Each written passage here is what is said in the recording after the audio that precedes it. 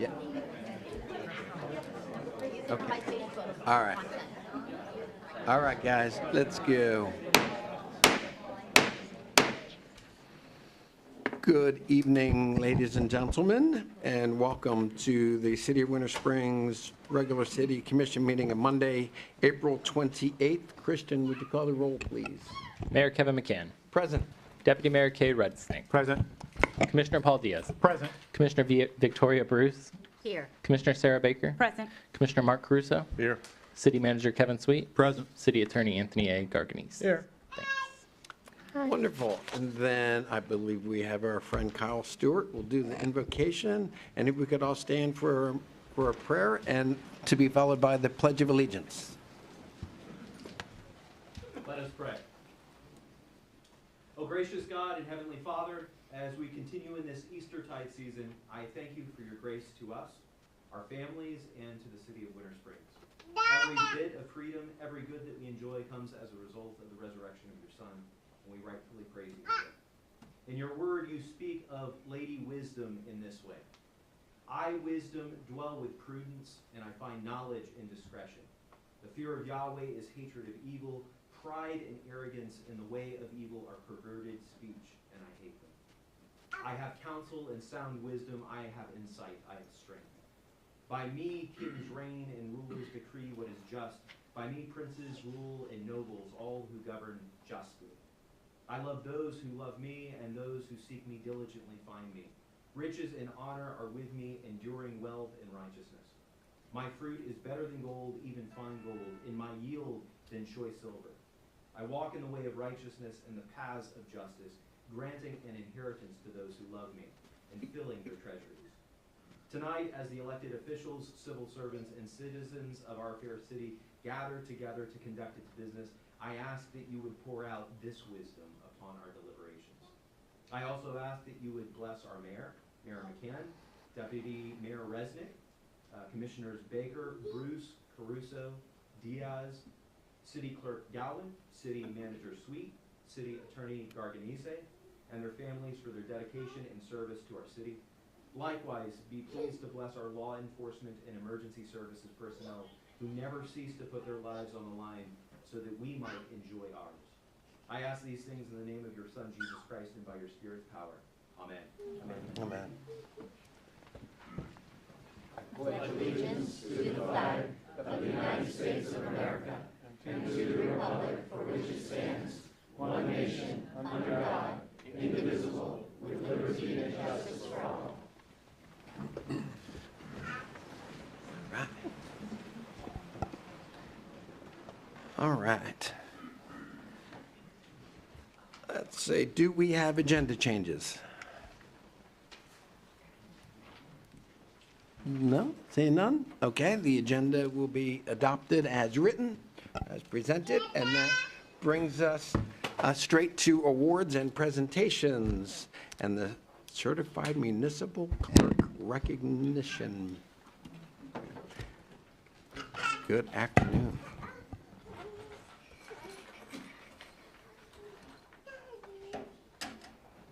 Okay. Mayor McCann, Deputy Mayor, members of the commission, city staff, and attendees. It's a great group. You guys have a big crowd. Thank you for the opportunity to be here this evening.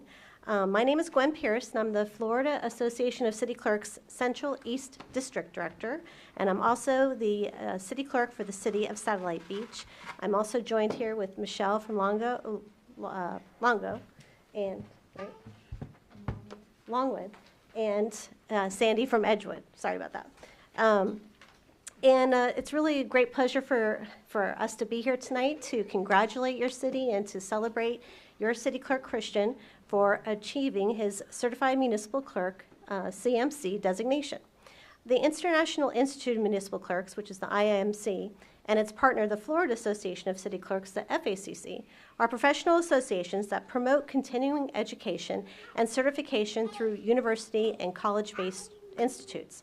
IIMC's primary goal is to actively promote the continuing education and professional development of municipal clerks through extensive education programs, certification, publications, networking across the globe, annual conferences, and research. FACC's primary goal is to actively promote the continuing education and professional development of municipal clerks in the state of Florida by partnering with the Florida League of Cities and the Florida Institute of Government to meet the ever-changing educational needs of city and town clerks and deputy clerks, and to improve their knowledge in areas such as public administration, law, management, elections, and many other disciplines. Currently, only 25% of, or 3,766 of the 15,031 members of the IAMC have attained the CMC designation. And of the 667 members of the Florida Association of City Clerks, only 35%, or 234 members, have reached the CMC designation. To achieve the CMC designation, Christian has gone through and completed the International Institute of Municipal Clerks approved Municipal Clerks Institute program conducted by the John Scott Daly Florida Institute of Government, Florida State University in Tallahassee. This program provides 120 student instructor contact hours of in-depth courses in managerial and leadership skills, social and interpersonal concerns, and technical training needed to deal with changes taking place in government today. The program aids municipal clerks in improving job performance and recognizes the professionalism of the municipal clerk's office. Completion of a recognized career development academy or a bachelor's degree in public administration or related field, or a master's in public administration, responsible experience in local government, and participation in conferences, meetings, and educational seminars are required to earn the prestigious CMC designation. Your clerk is now part of an elite group of professionals in local government, a group that could not have become part of without your commitment to support his efforts. And on behalf of the Florida Association of City Clerks, President Pat Burke, the Board of Directors and its members, the Florida Association of City Clerks Professional Education Committee, and the Central East District, we are all so very proud of you. Please join me in congratulating your City Clerk Christian and the City of Winter Springs on his impressive accomplishment as one of our newest certified municipal clerks. Well done.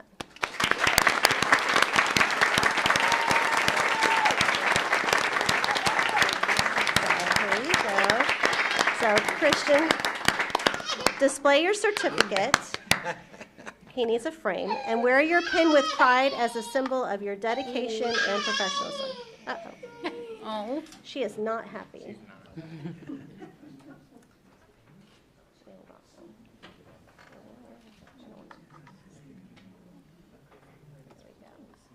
All right. Awesome. Good job. Thank you.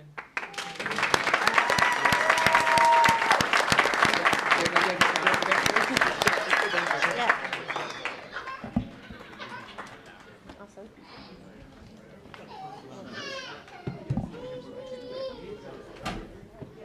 And we'll put it right back.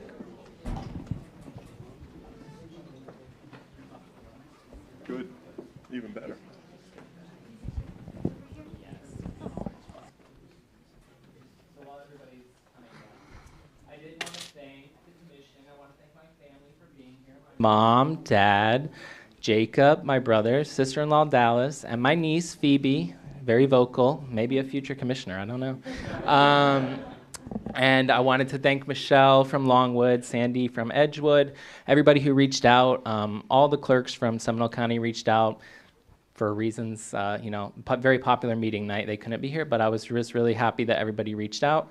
And I want to thank the commission, manager, everybody who has, supported me this whole time. And tomorrow is my 6-year anniversary with the city. And so just really lucky to be here. And now we can take a picture.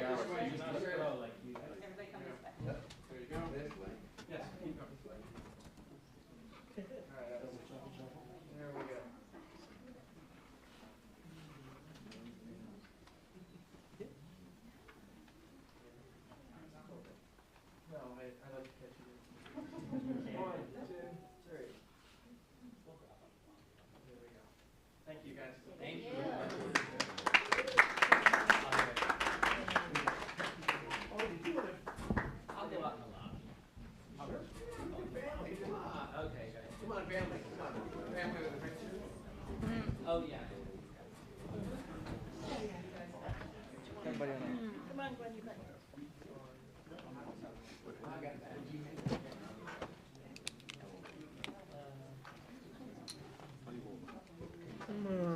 Doing all right, except I can't get, Yeah.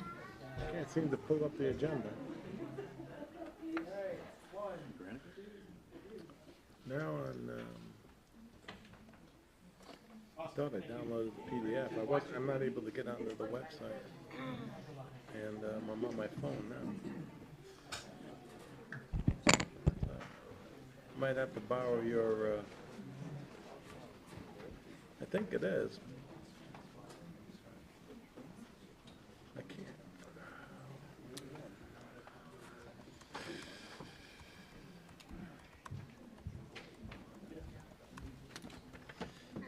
All right. Boy, there's a, wow, we got a, all right.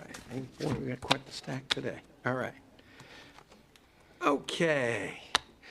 Well, again, congratulations to Christian. I'm glad so many of his family were able to show up. Let's see, okay, so that then brings us to public input. Anyone who wishes to speak during public input on any agenda item or subject matter will need to fill out a blue public input form. Individuals will limit their comments to 3 minutes, and representatives of groups or homeowners associations shall limit their comments to 5 minutes unless otherwise determined by the city commission. Let's see, I will tell you that, so we're going to have, just as a reminder, we're going to have a public input now. There will be public input specifically on items 400 and 401. That's the town center corner store with gas and regarding the parking regulations. So those two you will be able to speak about specifically at that time. So right now, I'm going to just go with these blue forms as I have them. If you are speaking about items 400 or 401, I would strongly suggest that you wait until that time. Okay.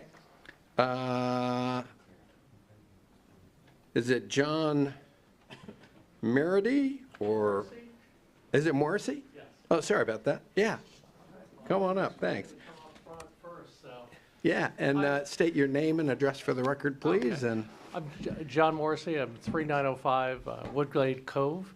I am here as the chair of the Libertarian Party, and what I wanted to, chair of the Libertarian Party, Seminole County specifically. What I wanted to stress was you guys are going to go through some deep dives financially. The folks that you represent are deep diving into their pockets as inflation soars. It seems like an inappropriate time to add an additional tax or fee. I do believe fundraisers, GoFundMes are some creative ways to come up with the money on the stormwater particularly. So anyways, I wanted to come here and speak about my opposition to new taxes at this point in time, as we're probably going to see a trail of inflation throughout this year. So with that, my statement is pretty simple. Let you know that the Libertarians in Winter Springs do not support any increases at this time. So thank you. okay, thank you. Peter Ballery.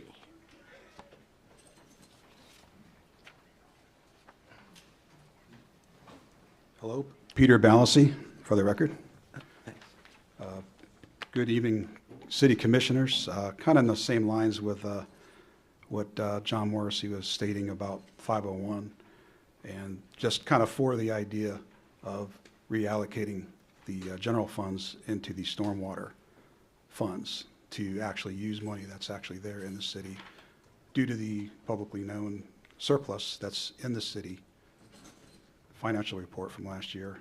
We'd greatly appreciate it as a citizen to have these funds be reallocated rather than raise taxes in accordance for the stormwater.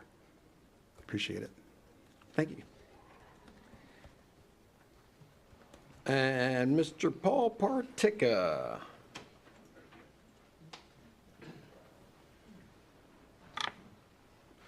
Now, I do understand that, Mayor, that you made a note here asking for an extended time. The reason for that, I'm here as your advisor I'm actually under contract with the city as your real estate advisor. Every so often, I like to give you some perspective on that, and there's some things that have come up, especially with utilities. So I thought it'd be worthwhile to do that, and I shared some of that with City Manager Kevin Sweet also. Okay, so I think it might be worthwhile for you. It's 5 minutes? you think? Yeah, I'll talk quick. Okay, And thanks. I got big words here, big type and all that. But I want to start, one thing here is, I want to thank Mayor Kevin McCann and Commissioner Kay Resnick for coming out to the 39th Annual Rotary Golf Tournament today. And we had a full field, and we had a lot of fun. And more importantly, the mayor won 2 big prizes. I think he may have to report that to IRS. I mean, based on his raffles. I mean, big. They're big, huge, okay? But it was fun. It was a lot of fun. We raised a lot of money for charity. We've done that for 39 years now. So that's a credit to everybody. And we have Rotarians right there on the dais between Commissioner Resnick and Commissioner Diaz, and it's always nice. Now, on another note, we had the PBS meeting, which is the Private Business Association of Seminole, and that was held on April 9th, where our city manager, Kevin Sweet, did a great job, terrific job, and he showed that he transitioned very well from Massachusetts to Winter Springs. And he did a very, very commendable effort and the job against, again, all the rest of the city managers that have been around here. On top of that, we also had Commissioners Resnick there, Caruso, and Diaz, along with the mayor, and they handled themselves very, very well. So we had an outstanding showing. Now, onto the real estate market. Based on my calculations, right now we have $80 million of projects ready to start in our town center alone over the next several months. But the big issue is utilities and the ability to deliver things like stormwater retention, wastewater treatment. This is not a new problem. It's been a problem that was coming many, many, many years ago. And one of the biggest fallacies in government is, I want to be the lowest millage city in the area. I do not want to raise the millage. Well, guess what happens? That's easy to do. Just do very little to your infrastructure. Do not spend any money. Oh, yes, and in the real estate world, just defer your maintenance and needed capital improvements down the road. And this has been happening for at least 10 years in this city. This is not new, all right? This is coming, and we've anticipated this many, many years ago. Now, what we should be talking about is to be the most efficient city and provide needed services to the people and do not pass the buck down the road. There was a commercial years ago with autos, pay me now or pay me later when the car breaks down. So new businesses wants to know things that are working in the city and they can handle quality growth. So here's my point. This commission has it all wrong, and this commission has it all right. Why? What is right is you all want to fix the problems. What is wrong is you're taking too long to do it. There are only 3 ways to influence what has to be done. One, and we've talked about that again, I'd listened to the various commission meetings in the past, eliminate all unnecessary items and put the savings against what is needed. Do not wait. 2, increase your fees to pay for the operations that you need, not just to keep it above water, as City Manager Kevin Sweet said, but what is really needed to be ahead of the curve. And we don't want to keep getting into this problem every single year. It's no different than a house and the budget for a house. You got to fix things and you got to stay on top of it. And then 3, and this is the key thing, like all businesses, welcome new businesses and projects that can bring quality development and its new revenue through the permitting process as efficiently as can be done. Do not lower the standards, but do it better. Change the process if they have to. The commission has a diverse group of people up here. They're all good with different strengths, and you have a staff that is very, very good, headed by Tara Lynn. Listen to each other. Say your piece, but do not delay votes that can get us to the solutions. Some of these decisions will be hard because people will not like it, but it will be needed, and that is your job. Making right decisions is never wrong. This city is in a fork in the road, and we must fix these 2 issues by eliminating costs, increase necessary fees, and bring new and more quality revenue into the city. The stormwater fee needs to be increased to what is necessary to have proper and be self-sustaining. This is the easy one to do.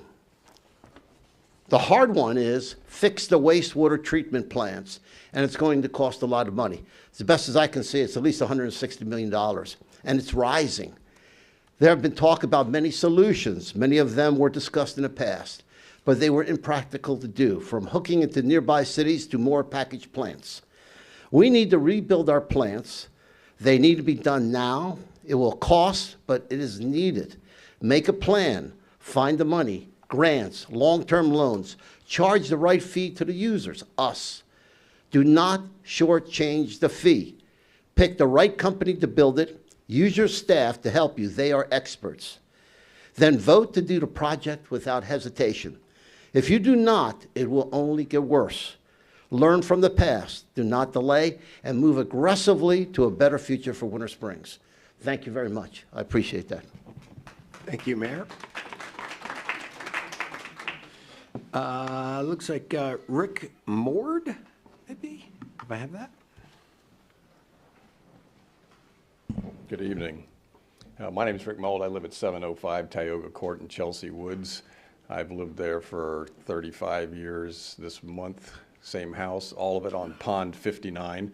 So I have memory recall of Pond 59 of what it looked like when they built it, and I have it for what it is today. I've invested a little bit of time now that I'm retired on looking upstream and downstream of the pond. So I got the original survey plots from the city. They were very generous in providing those, and compared what was there back then, what's there now. It's not the same picture of what that pond was designed to look like or how it's supposed to perform as far as storm drainage. I went upstream, talked to the guys that are up there building 417, trying to figure out where the water is going to go, and it's going into the same streams that are currently flowed into by Pond 59. So that project is going to make this worse. I walked up Bear Creek up to the Oviedo area where they're building all those apartments over by the mall. Those go into retention ponds. They built a very intricate set of retention ponds over around there that's going to hold the water. But that water goes into a tributary stream that goes into Bear Creek, which is going to go into Howe Creek, which is going to back up all the other ones, including Pond 59. Pond 59, when I first moved in there, kids used canoes in that pond. You could walk across it now some days. I mean, it's fed water, so it's never gone dry, but the level of the water in there has gone from somewhere around 3 or 4 feet, my estimation, to probably about a foot now. Largely filled up with storm debris from the big storms we have. If you go back to like 2004 when we had all the hurricanes, that pond performed. It never got up over the banks. It did what it was supposed to do. We have large summertime rains now, and it comes up to the brim and starts coming across the yards. There's not very much elevation between the yards and people's swimming pools and their back lanais. So we're not catastrophic yet, but we're a couple big storms and a little bit more debris into these ponds from getting to where people are going to have some severe property damage. So 35 years, I've never stood up here and chatted with you folks or your predecessors, but I felt compelled today to come up here and just give a few words on, I think this one's getting to the point where if we don't do something, we're going to have some kind of calamity on our hands. Thank you very much. Thank you. Kurt Markey.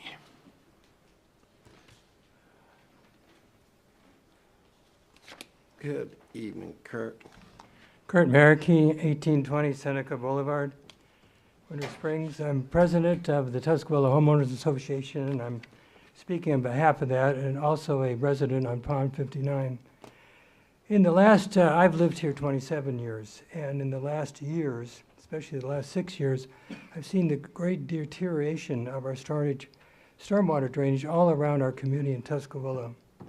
I have calls from Sam Smith, people from Sam Smith Park, on the quality of that lake that used to be a shining example over there that's pretty bad shape now.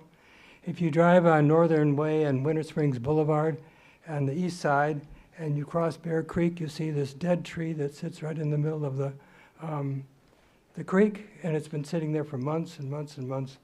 And as soon as you get a big rain, it's just going to block the whole thing up. As my neighbor Rick just said, the pond that I live on, there's storm water from 3 different streets that come on there, and it's come through there through all the years.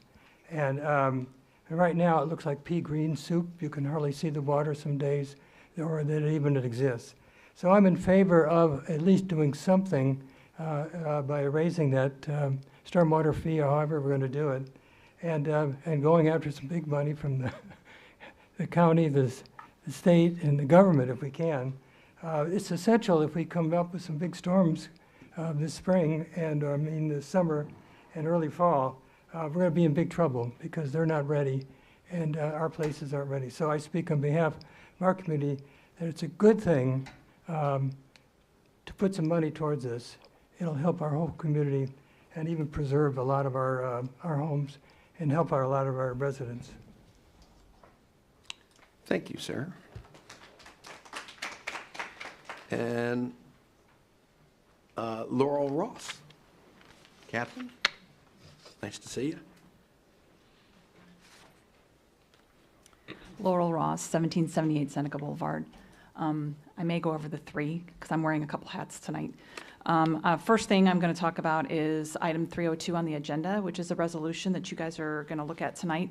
I'm here as the chair of that committee.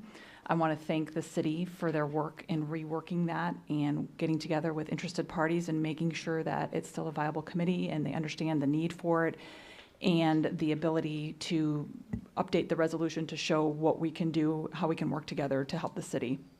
A couple things I want to bring up. The resolution did recommend going down to 5 members. The committee highly does not recommend that at all. We would like to stay at 7. We currently have 5. We've worked together for a while, the 5 of us, and there's 5 people that already have their applications in waiting to come onto the board and be part of that board. So it's not for lack of interest. It's something that's needed, and there's enough interest to go ahead and support that committee with 5 members.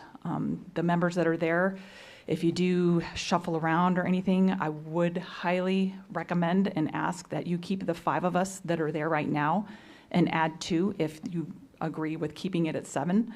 If you go down to 5, I would still ask you to please keep the 5 of us together because whenever you come into a new job, there's a learning curve and all that. So it just would be much more effective if we stayed with the 5. We'd really appreciate going to the 7 to be able to do the mission that you have given us to do. Okay, so I'm going to change hats now. Those are my neighbors. I don't live on Pond 59, but I am the president of the Chelsea Woods Homeowners Association.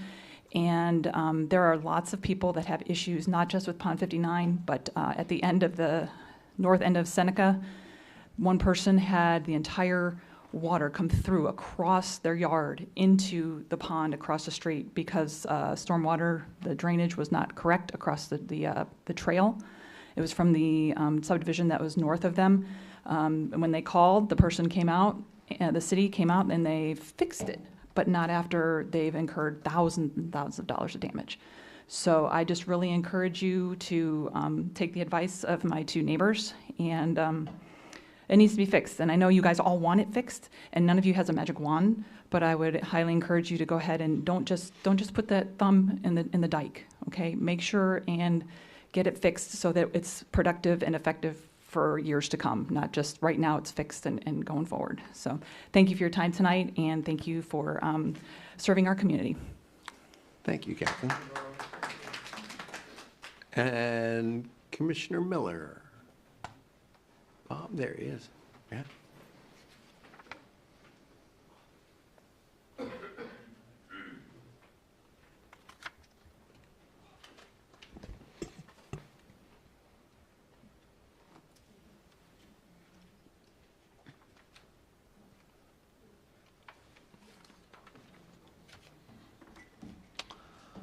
Good evening, Mayor, Commissioners. I'm really amazed. I'm going to talk about money tonight, basically. And I was impressed with Mayor Portico, who he and I have had a lot of struggles up there where you all are sitting, but he made a lot of sense tonight. And I'm thinking back, before you all arrived here, all of you that are on the dais right now, the city did go through about 10 years when no one wanted to increase taxes or anything. And I served for 12 years up there. and I got reelected twice unopposed, and I was in favor of charging. You know, if that's what it costs, pay it. But everyone else wanted to get reelected.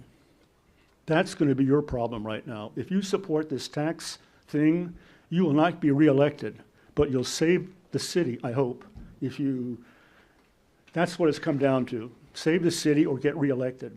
You have to do what you have to do to save Winter Springs.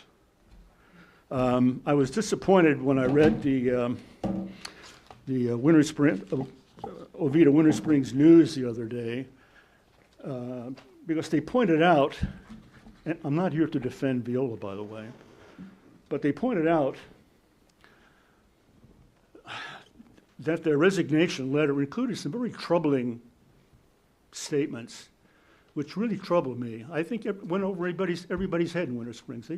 They thought Viola's the worst. We never should have dealt with them. They were negligent, irresponsible.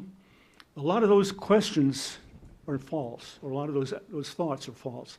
They made mistakes, but when they put in their final letter, Dear John letter to you, they pointed out to you that you were very difficult to deal with. I have never seen a letter from a corporation like this. I think if you check around, you'll find most cities, they'll just tell most cities, we have decided not to renew our contract with you. Good luck. In this case, they made some very troubling comments in here about your leadership. It's before Mr. Sweet arrived, I believe. And it's true. They had to deal with a lot of problems that were incredibly wrong, and that wasn't their fault. And so when the city was accused in 22 of all of these horrible aberrations that included, you know, the mayor taking money, commissioners stealing money, it was an assassination attempt to get rid of a lot of people up in this city that were really doing the right thing, but they weren't being supported by some people in the background. And those people are still in the background, by the way. And so you need to be very careful because you're being watched. I sincerely mean that. And I don't want any of you to get hurt. But if you do things you're not supposed to do, you're going to get hurt by people who are going to file things with the state. And I hate to see that happen. So in closing, you're basically a good group of people. You're all patriotic people.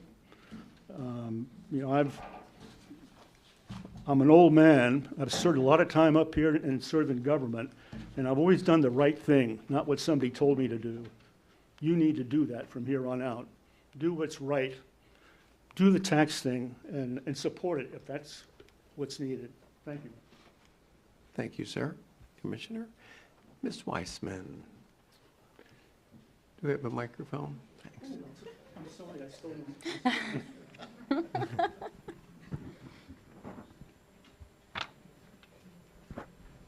Leah Weissman, 113 Brookshire Court, and he stole some. No, I'm just joking. He stole some of my answers, so I don't have to go over that. Thanks. Because basically, 2005 was the last time anything was raised, until last year, of course. Okay, so they had to do all of it at once. I don't know why the stormwater didn't go with everything else, but I have a feeling it's because some people didn't want to bother with all the work that it would entail. The work that was done on the 434 culvert would probably save immense amount of money for people that are on any kind of the flood zones, because it was at least a third blocked. So in 2017 was said that it was too small to begin with. So I just want to put a little in perspective for money. $1 in 2005 money is now $1.61 in this last year's money.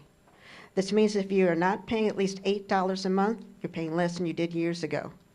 Basically, inflation, no one gets away with not, working on it.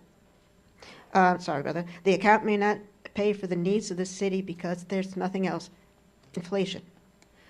It's the only fund that has to go to stormwater. And what scares me is we have had people in the past that just said, I think we'll just skip those guys. But, Tuscaloosa needs a little help. There was areas, including mine, I was told, as I started this after Ian, I was told that creek isn't a creek. I was told there was no money for it, so therefore you can flood. A lot of negative stuff until I went around everybody who was negative and found somebody to do something. I had a neighbor who had to move out of the area, this area. Actually, I think she moved to Tuscaloosa, come to think of it. But because she had had panic attacks, she rebuilt her home 3 times. And this is on a street that everyone says has no problems. You don't hear Winding House drowning. Never hear about it. So in the last 20 years, since nothing was raised at all that time, that means that we actually have a lot less money, but we also have a lot more hurricanes, a lot stronger hurricanes. And it's not I only know about Gee Creek and its neighbors that go through my yard. Not really, but I mean, in my subdivision. But I know there's other places in the city that have problems too. And if it's done, when the first time the $1 million or so report went in, 2017, if they did 1 culvert a year, it'd make a big difference for a lot of people. And we didn't have to pay for the 2 big projects, but we also had to wait to almost hurricane season to get it done. I actually went almost exactly 3 minutes, and I didn't mean it. So, thank you. Thank you. Is there anyone else that would like to take this first opportunity? Commissioner.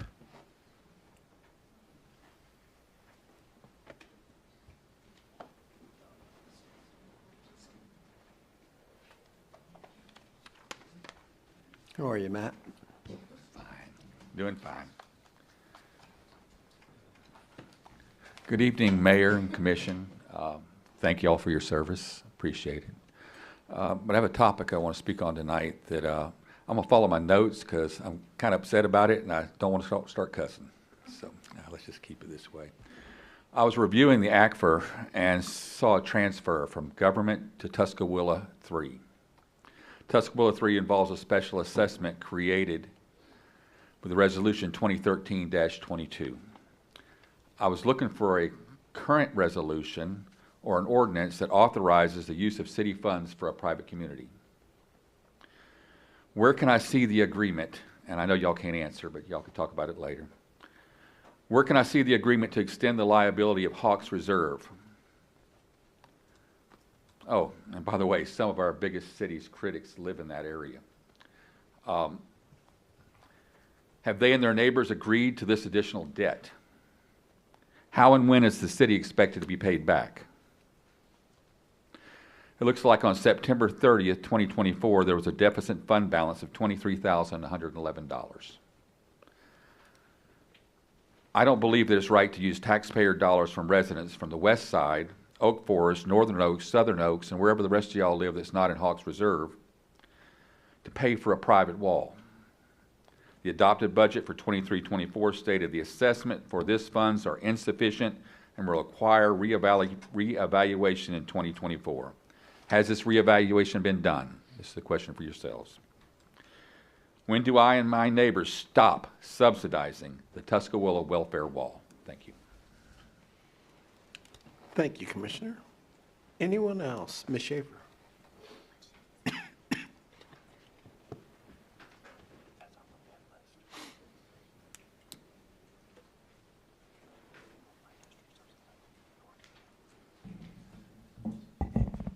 Good evening. Gina Schaefer, the Winter Springs Village. Good evening, Mayor and Commissioners. The Schaefer family, a law enforcement family, wants to thank the City Commission for approving our police department to work with the U.S. government and the ICE task force. I am pleased that most of the members took the safety of our community seriously. And they also realized that our police officers are also at risk from their violent offenders if they are not allowed to roam our streets. Also, stormwater. We need to increase the fees. We must talk about the stormwater, and we can't kick the can down the road anymore. Make a plan.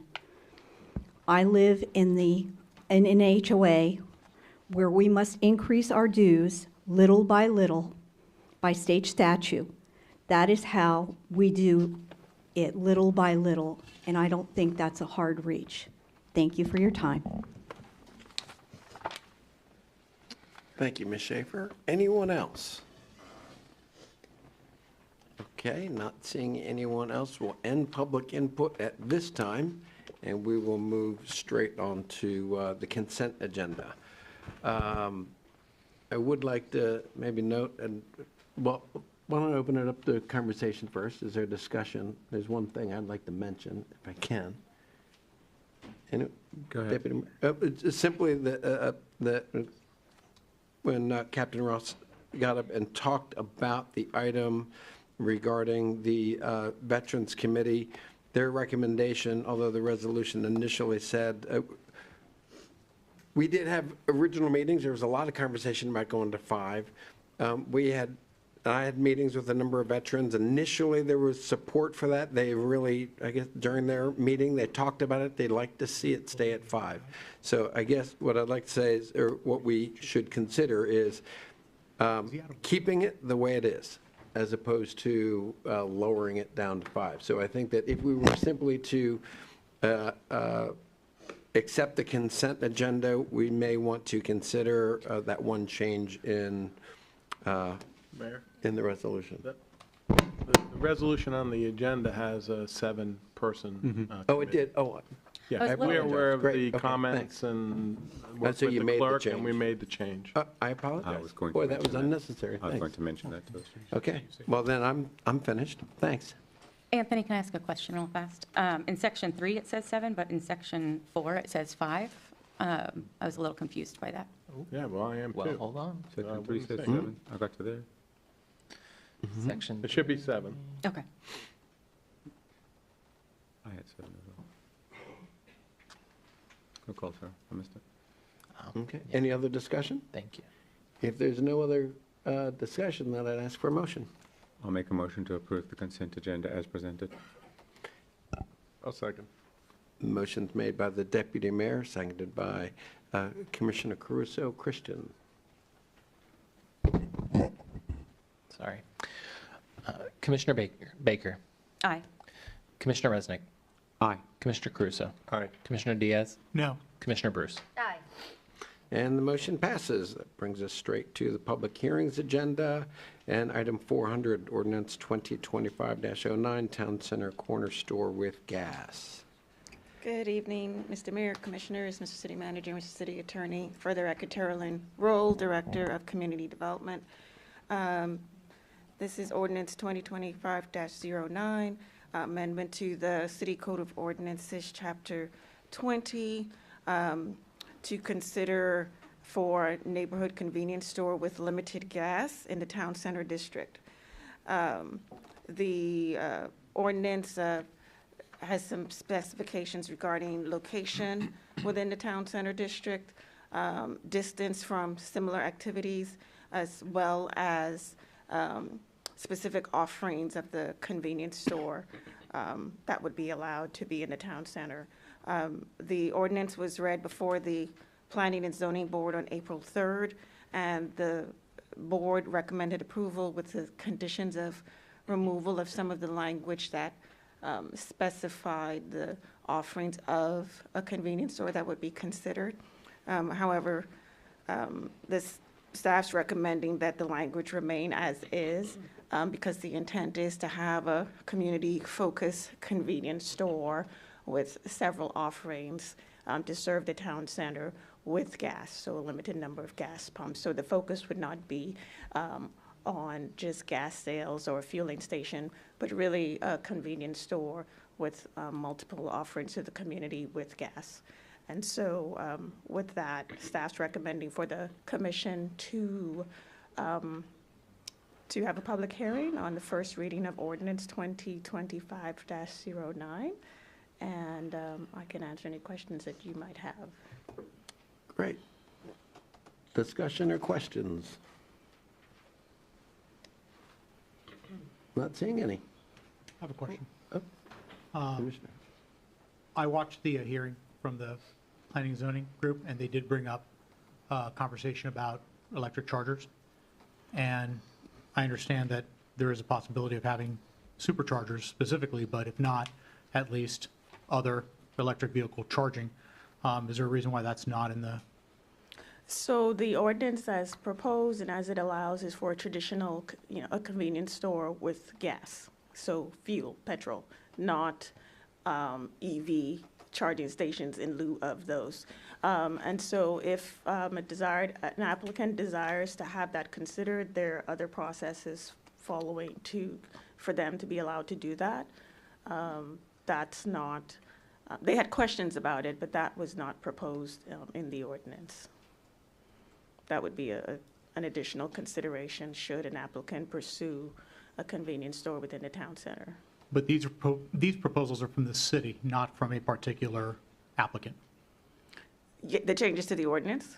Yes. Correct. This is a city initiated. Yes. Is there a reason why the city is hostile towards the idea of having superchargers or electric vehicle charging stations?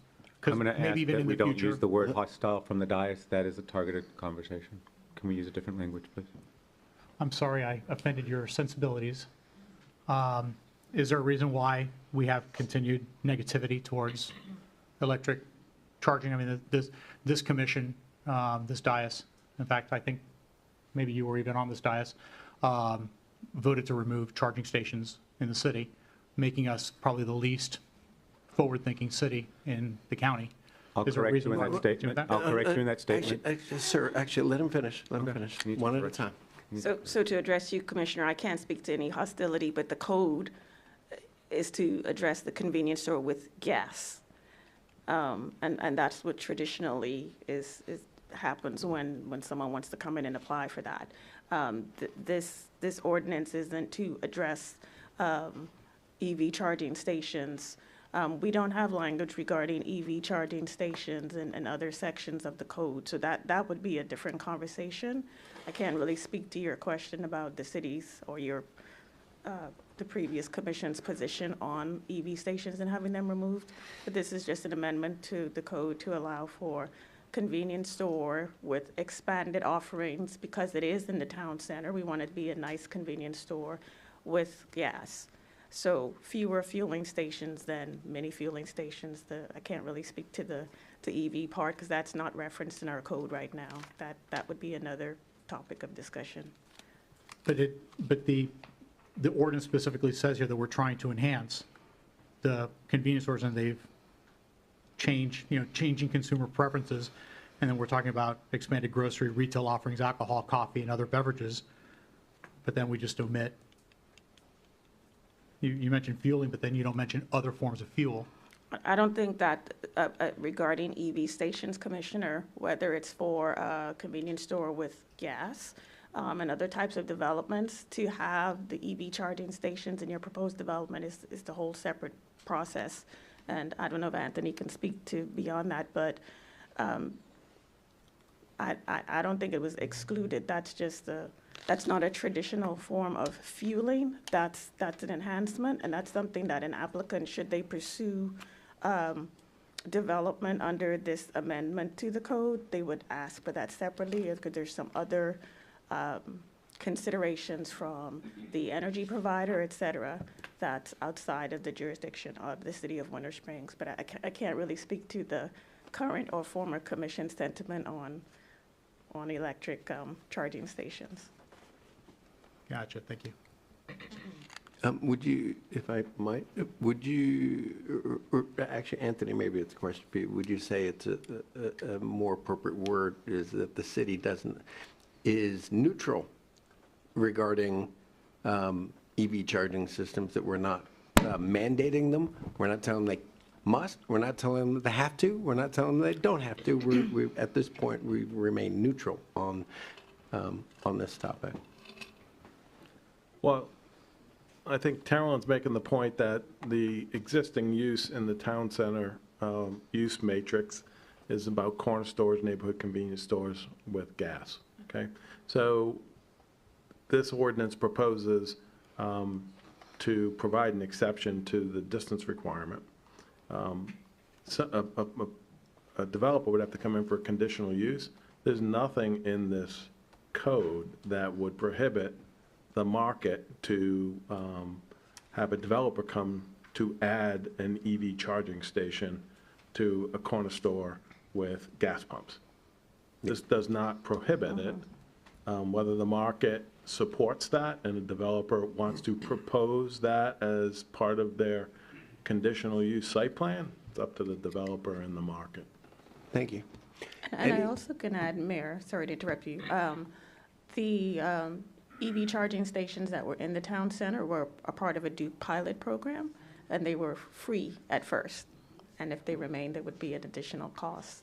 Yeah. So I believe it had something to do with that as well. And it was also, I believe Commissioner Bruce had pointed out, it was Very low voltage. low voltage, antiquated supercharging technology. station, And the city would have had to pay hundreds of thousands of dollars to buy that equipment from the pilot program, and it would have turned out it was antiquated technology at the same time. So it was, at the time, it didn't appear to be. But that infrastructure is still there, so there's an option in the future to upgrade that. Yeah. Yeah.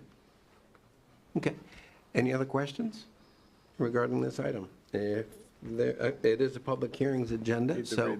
Need to read the ordinance by title, please. Thank you. Can we read item 400? Is there, I'll make the motion to read item 400 by title only. is there consensus on reading by title only? I'll second it. Yeah, I believe that has to be unanimous. Yes. Is it, we're okay? All right, saying no objection. Okay, first reading ordinance number 2025-09, an ordinance of the City Commission of the City of Winter Springs, Seminole County, Florida, amending section 20-323, permitted uses in the Town Center District Code regarding corner stores or neighborhood convenience stores with gas pumps on properties with a T5 Transect designation, providing for the repeal of prior inconsistent ordinances and resolutions, incorporation into the code, severability, and an effective date. This is a public hearing item. Mayor. Okay, if there's no further discussion, we'll go to public input. Is there anyone that would like to specifically address item 400? Ms. Schaefer, I see your hand there.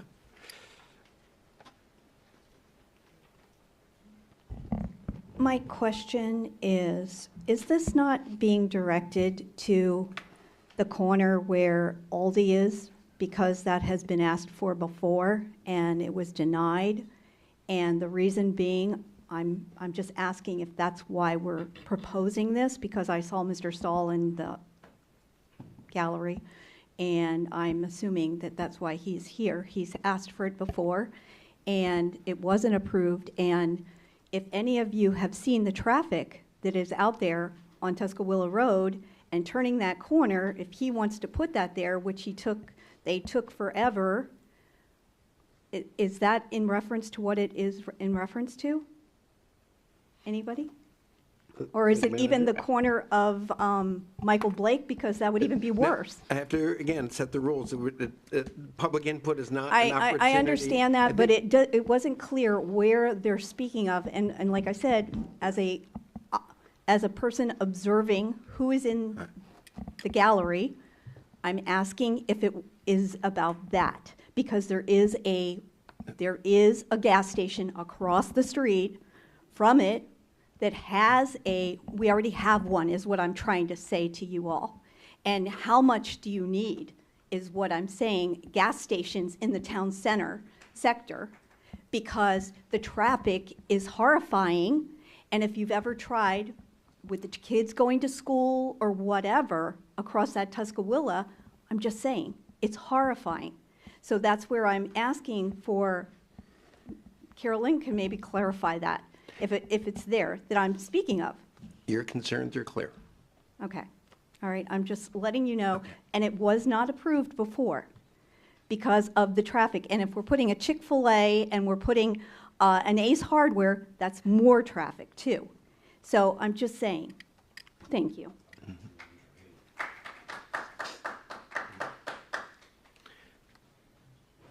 Anyone else that would like to address item 400? Okay. Oh, Ms. Benton.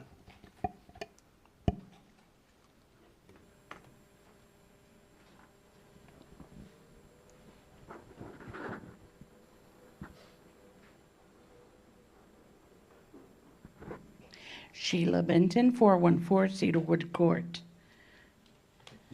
I gotta pull my paper out.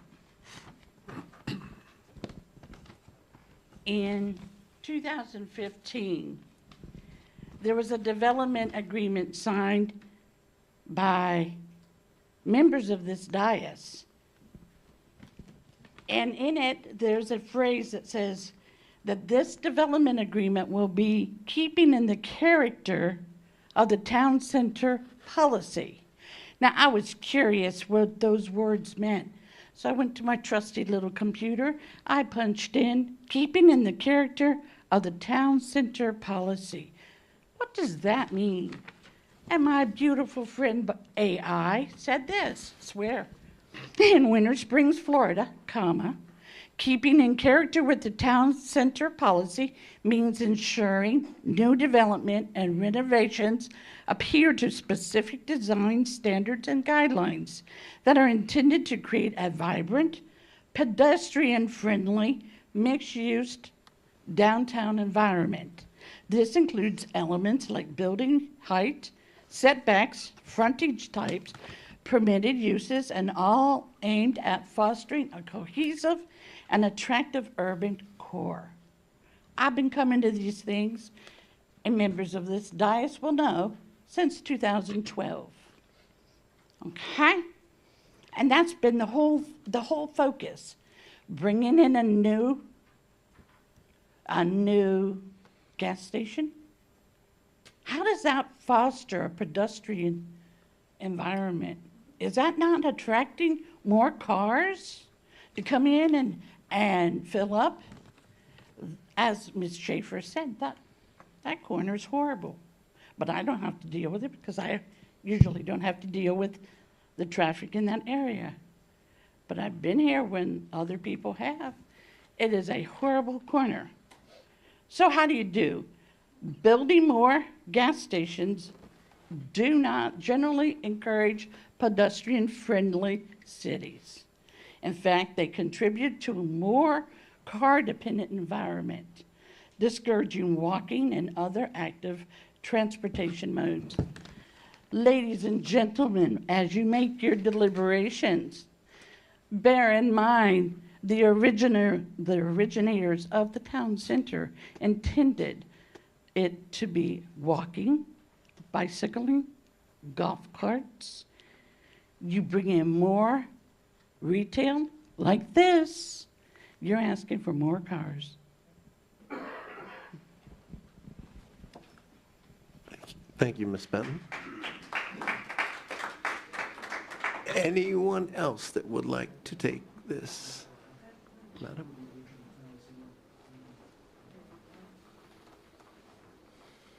Karen Meyer, 741 Andover Circle.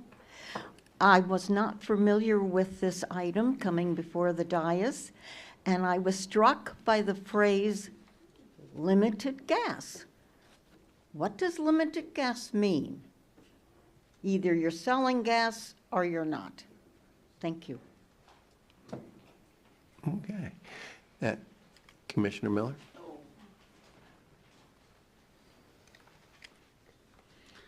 It was not my intention to speak tonight, but someone just brought up how this all started here in Winter Springs, because I remember sometime around 2009, I think, everyone on this dais, including the mayor, Partika, and a few others, I don't think there's anyone else here because they're all gone, but we all broke ground over here for the town center.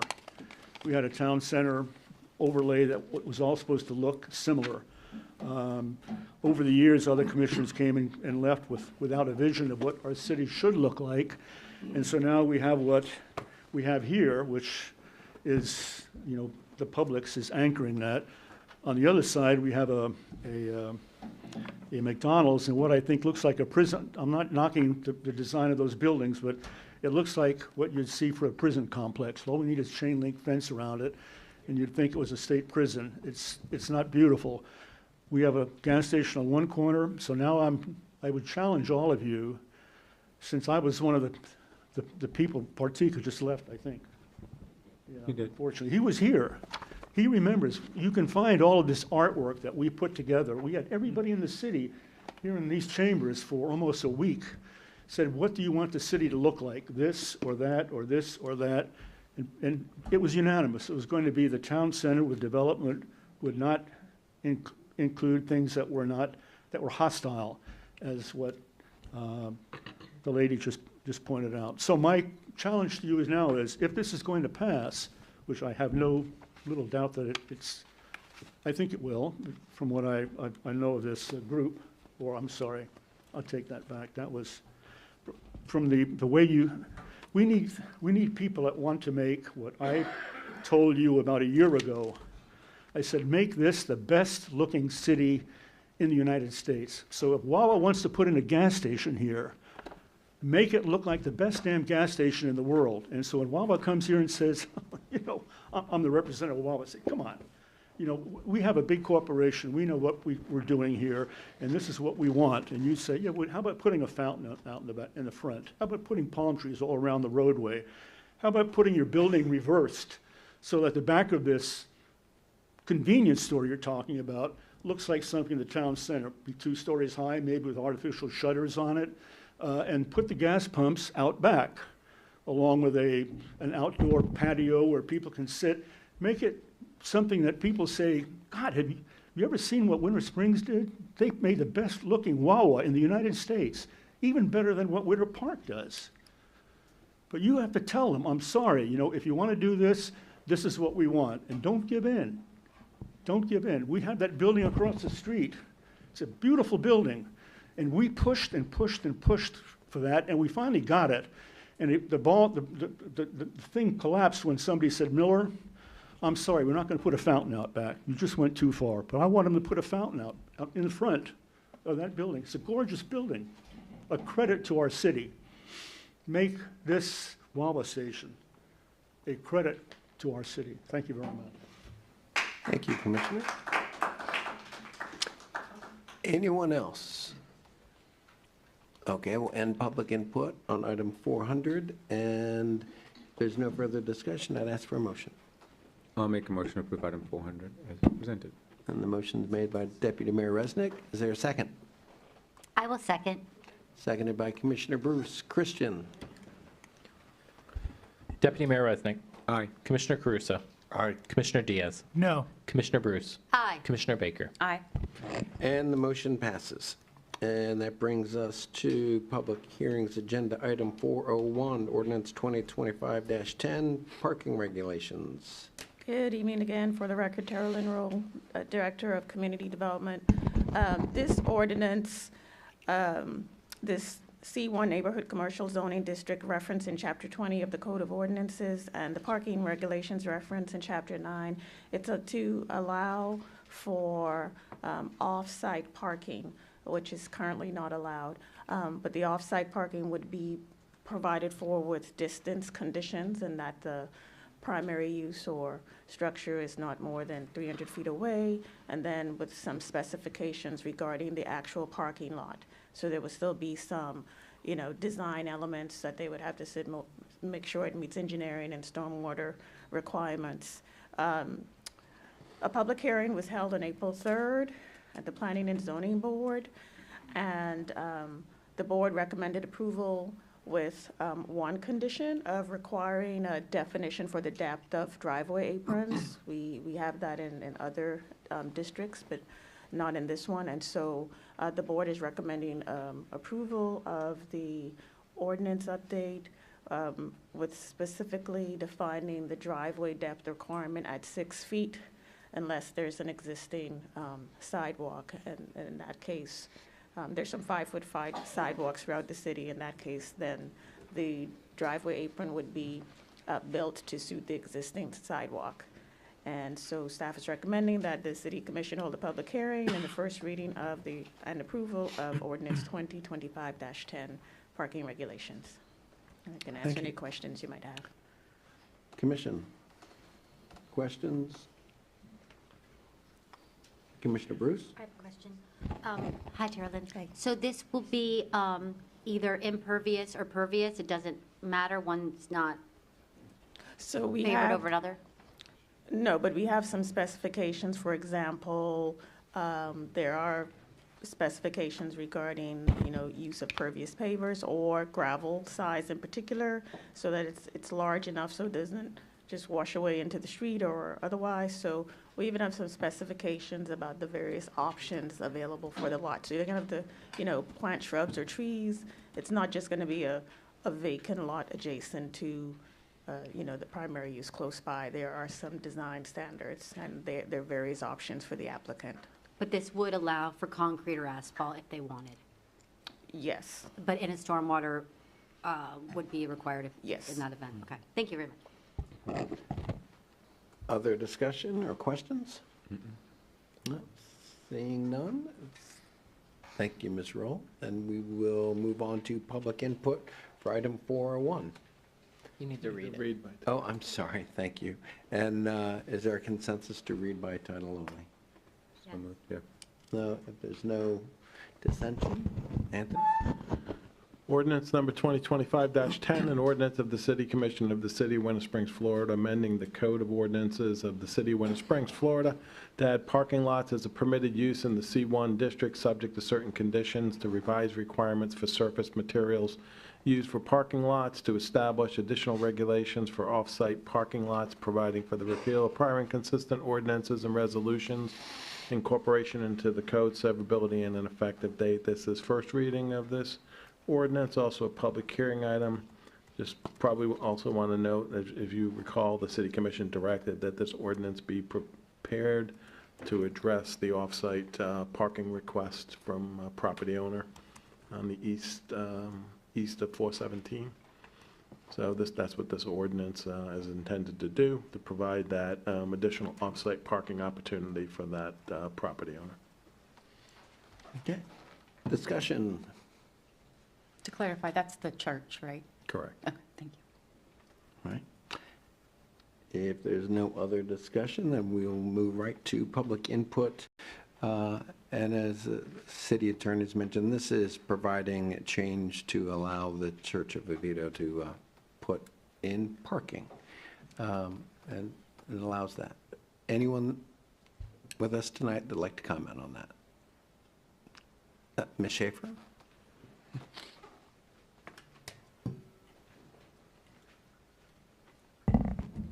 Gina Schaefer, the Winter Springs Village. I just want to say that there are developments right there where that, I know right down on where the church is, that they do flood. So that really needs to be a big consideration. There are two, actually, our city manager lives in the one development that floods. So I'm just saying that those areas have a lot of flooding, and those people were in these chambers during the hurricanes saying that they had a lot of flooding. And the Oviedo side also came in and said that they were flooded also. So I know the church came in, and they do a lot of good things for everyone, but they had the option to build a building or to have an area that was a permeable surface. And I live in the Winter Springs Village, and the city built a parking lot there that is blacktop, which has no drainage now, and that's why we were getting inundated with water.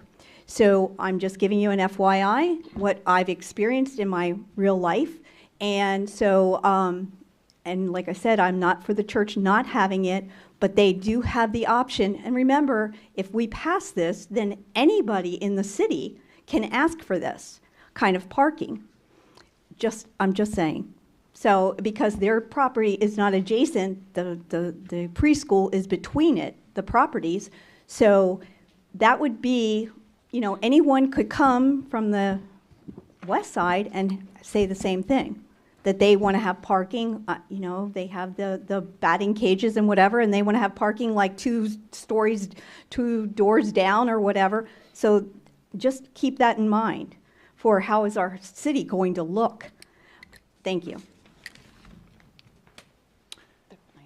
Thank you. Included a stormwater pond, didn't it? A retention pond. I believe Sure. the plans. That would be required. The question, excuse me, I don't want to, why don't you ask the city manager out loud? Okay. Their plans included a stormwater retention pond, didn't it? For the parking lot to be added, there was a pond behind it. Correct. Yeah, on the plan we saw, there was an area for that. Yes, correct. Certainly, I think, I don't know that you'll be able to speak publicly, but I think that we just, particularly since we're talking about stormwater again later in this meeting, we are all hypersensitive to stormwater issues and expectations that the church will be good neighbors and good stewards of flooding issues and taking care of their neighbors. I think that that's fair to make that very clear that that's the expectation. Sir. Yeah, Dan Lasich, pastor at Oviedo City Church. Not the property owner, I think that's God, but that's another story. Our intent is for the parking lot to be permeable. That's because we also want to use it for recreation, for student ministry kind of events. So, and the plan that we've already had designed to be presented includes stormwater retention. So for us, it's not an issue. Okay. Thank you. Anyone else that would like to address the commission on this specific item? Okay, seeing none, we'll end public input. I did see Commissioner Diaz had hit his button to make a further comment, and then followed by the deputy mayor. Things are lighting up. Commissioner Diaz. Just for clarification, so if we pass, well, readings, multiple readings, but if we pass this, anyone in the city could put an asphalt driveway of some kind, just because the church in particular is going to have permeable. Anyone can put that either one. Yeah.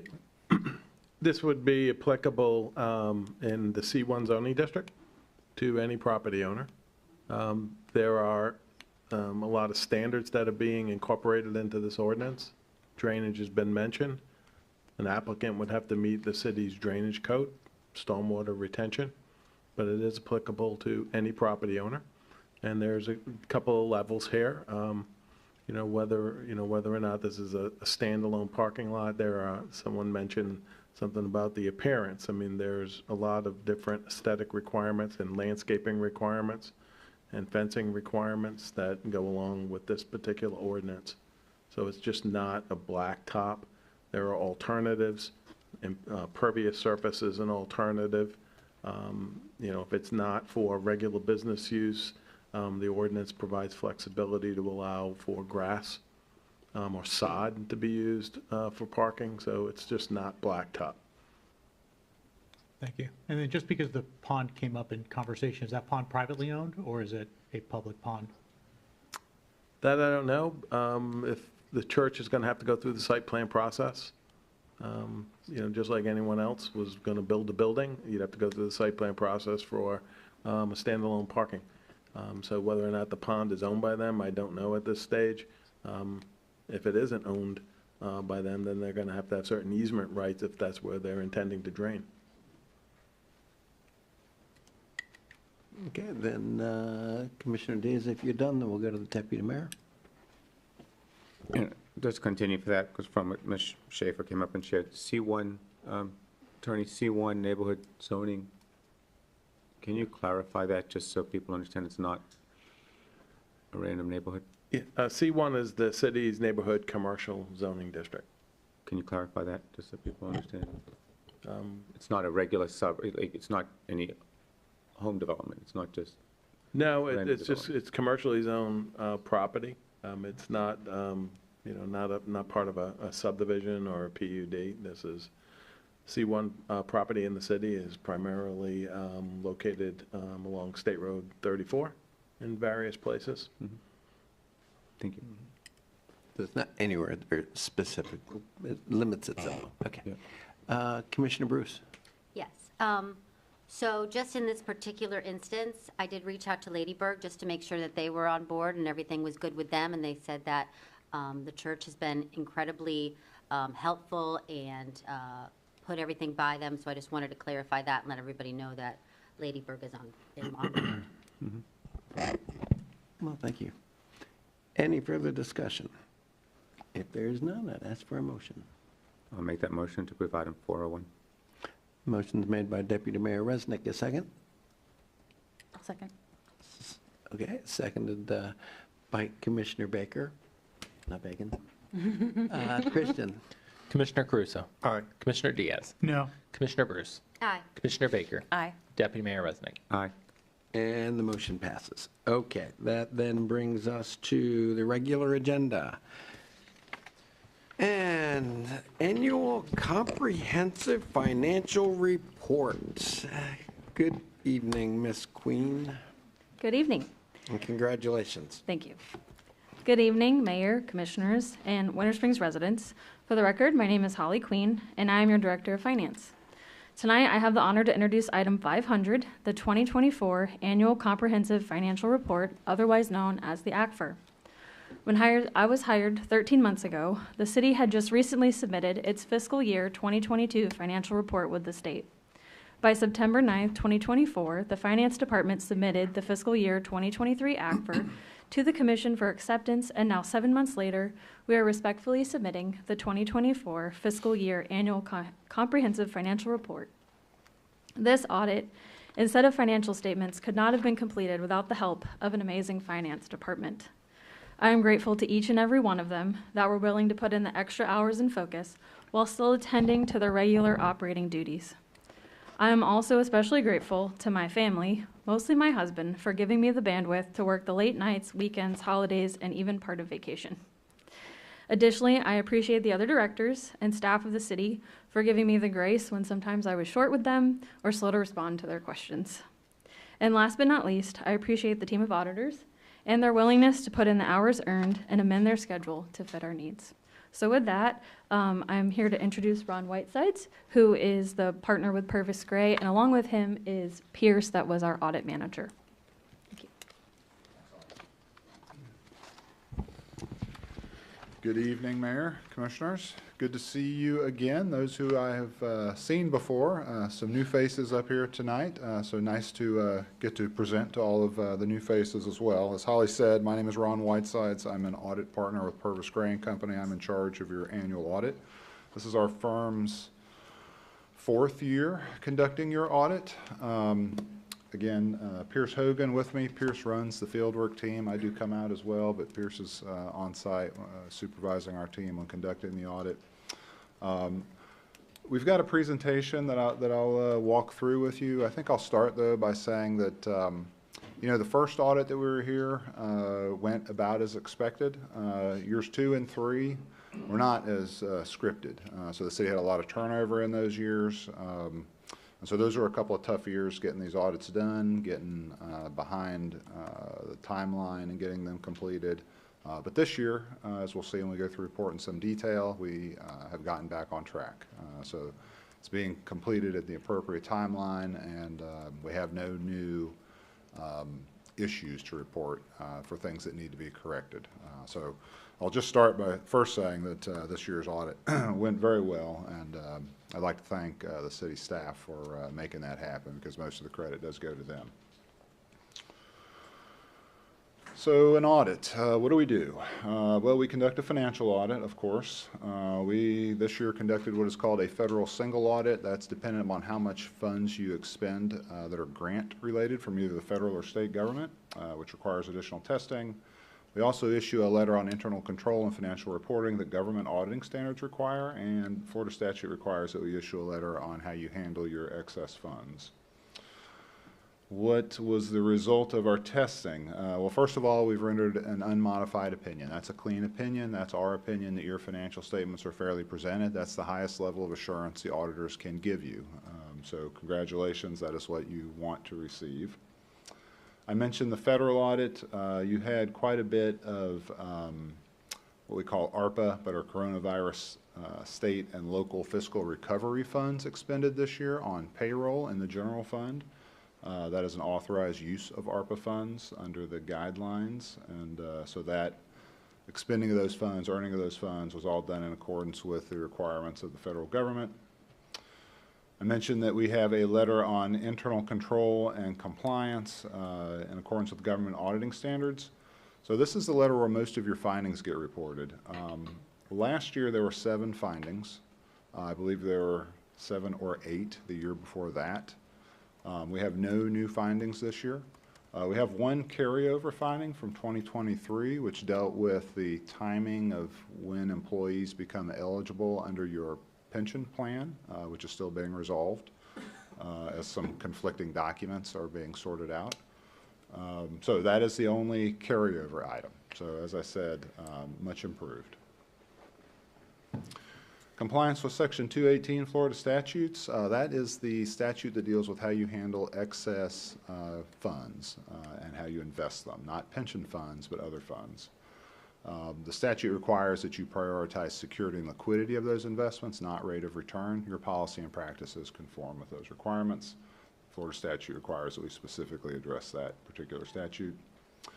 We also issue a letter in accordance with the Auditor General's rules, Chapter 10, 550, that applies to all state and local government, all local governments. We have no other unusual or current year findings to report there. It's a standard letter, a clean letter. And as part of the audit, we also do some IT system evaluation and review, particularly as it pertains to financial reporting. Every year we make some recommendations to your management team, your IT team, and they have been very proactive in implementing those. Okay, a couple of required communications that auditors are supposed to make to governing bodies, those responsible for accepting the financial statements. First of all, these are insights into the audit process that, if you're not familiar with audits, may not be readily apparent. There are estimates in these numbers. So we're going to look at some of the numbers on these slides, not get into the book, which has obviously a lot of information. If I don't cover something that you have questions on in the book, please feel free to ask away, but I'll touch on the numbers at a high level. But the major estimates in these, there's some fairly common ones: collectability, receivables, how long infrastructure will last, compensated absence liability. The big ones are pension and OPEB. You get outside actuaries to prepare those. We evaluate those results. They can be very volatile from year to year and can have a very significant impact on the financial statements. Any new accounting policies or change in accounting practices? We did adopt a new accounting policy this year, GASB 100, accounting changes and error corrections. You didn't have any transactions that affected that, so you adopted it as required in the appropriate timeline, but had no impact on this year's financial statements.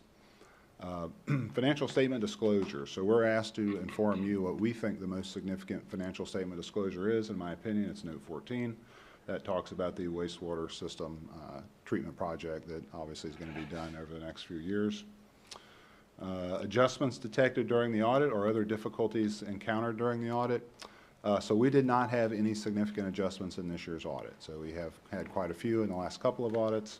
If your auditors are making lots of adjustments, that's an indication that there's problems in the process, right? By the time it gets to us, we should be checking the numbers, not changing a lot of the numbers. So we didn't have any of that this year. So your finance team did a great job of getting ready for the audit and having things in good shape.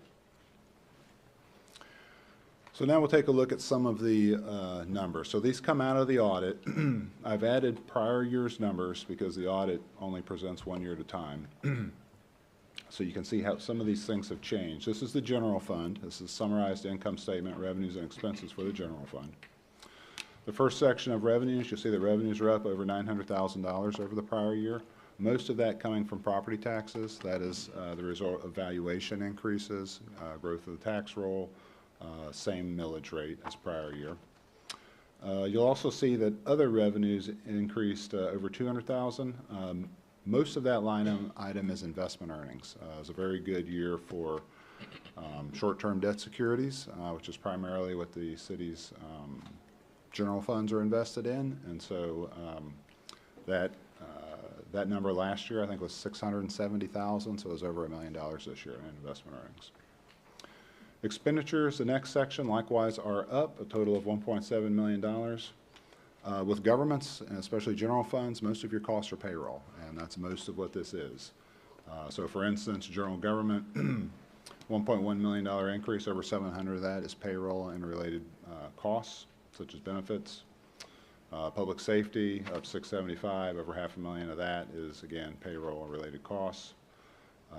Same for physical environment, culture, and rec. There are some repairs and maintenance costs, part of those increases, some IT costs, but it's mostly payroll related. You'll see there's a drop in capital outlay costs. Those vary from year to year depending on just sort of what projects are going on. In the general fund in 2023, there was police vehicle purchases, body cameras, things of that nature that drove up the 2023 numbers. And so after transfers in and out, the net change in fund balance for the general fund for the year is a positive 1.8 million versus a positive 782,000 in the prior year. A lot of that swing being driven by transfers in and out of the general fund, so less transfers this year. But a positive 1.8 million is a very positive year for the general fund. If we look again at the general fund, these are the assets and liabilities, $18 million of assets. That's roughly 16 million of that is cash and investments. 4 million is receivables under long-term cell tower leases. You have liabilities for payables, compensated absences, things of that nature. Deferred inflows, that's unearned long-term revenues on those tower leases. The difference between the assets and liabilities is fund balance. 2 million of that is what we call assigned. That means that it is earmarked for something, in this case the 2025 budget. So when you pass your 2025 budget, you set aside certain amounts of fund balance to balance that. And 9.7 million is unassigned, which means it's available for any general governmental purpose. Sometimes the question is asked, well, what's an appropriate level of fund balance? There's not a right answer necessarily to that question. It is a matter of opinion and politics.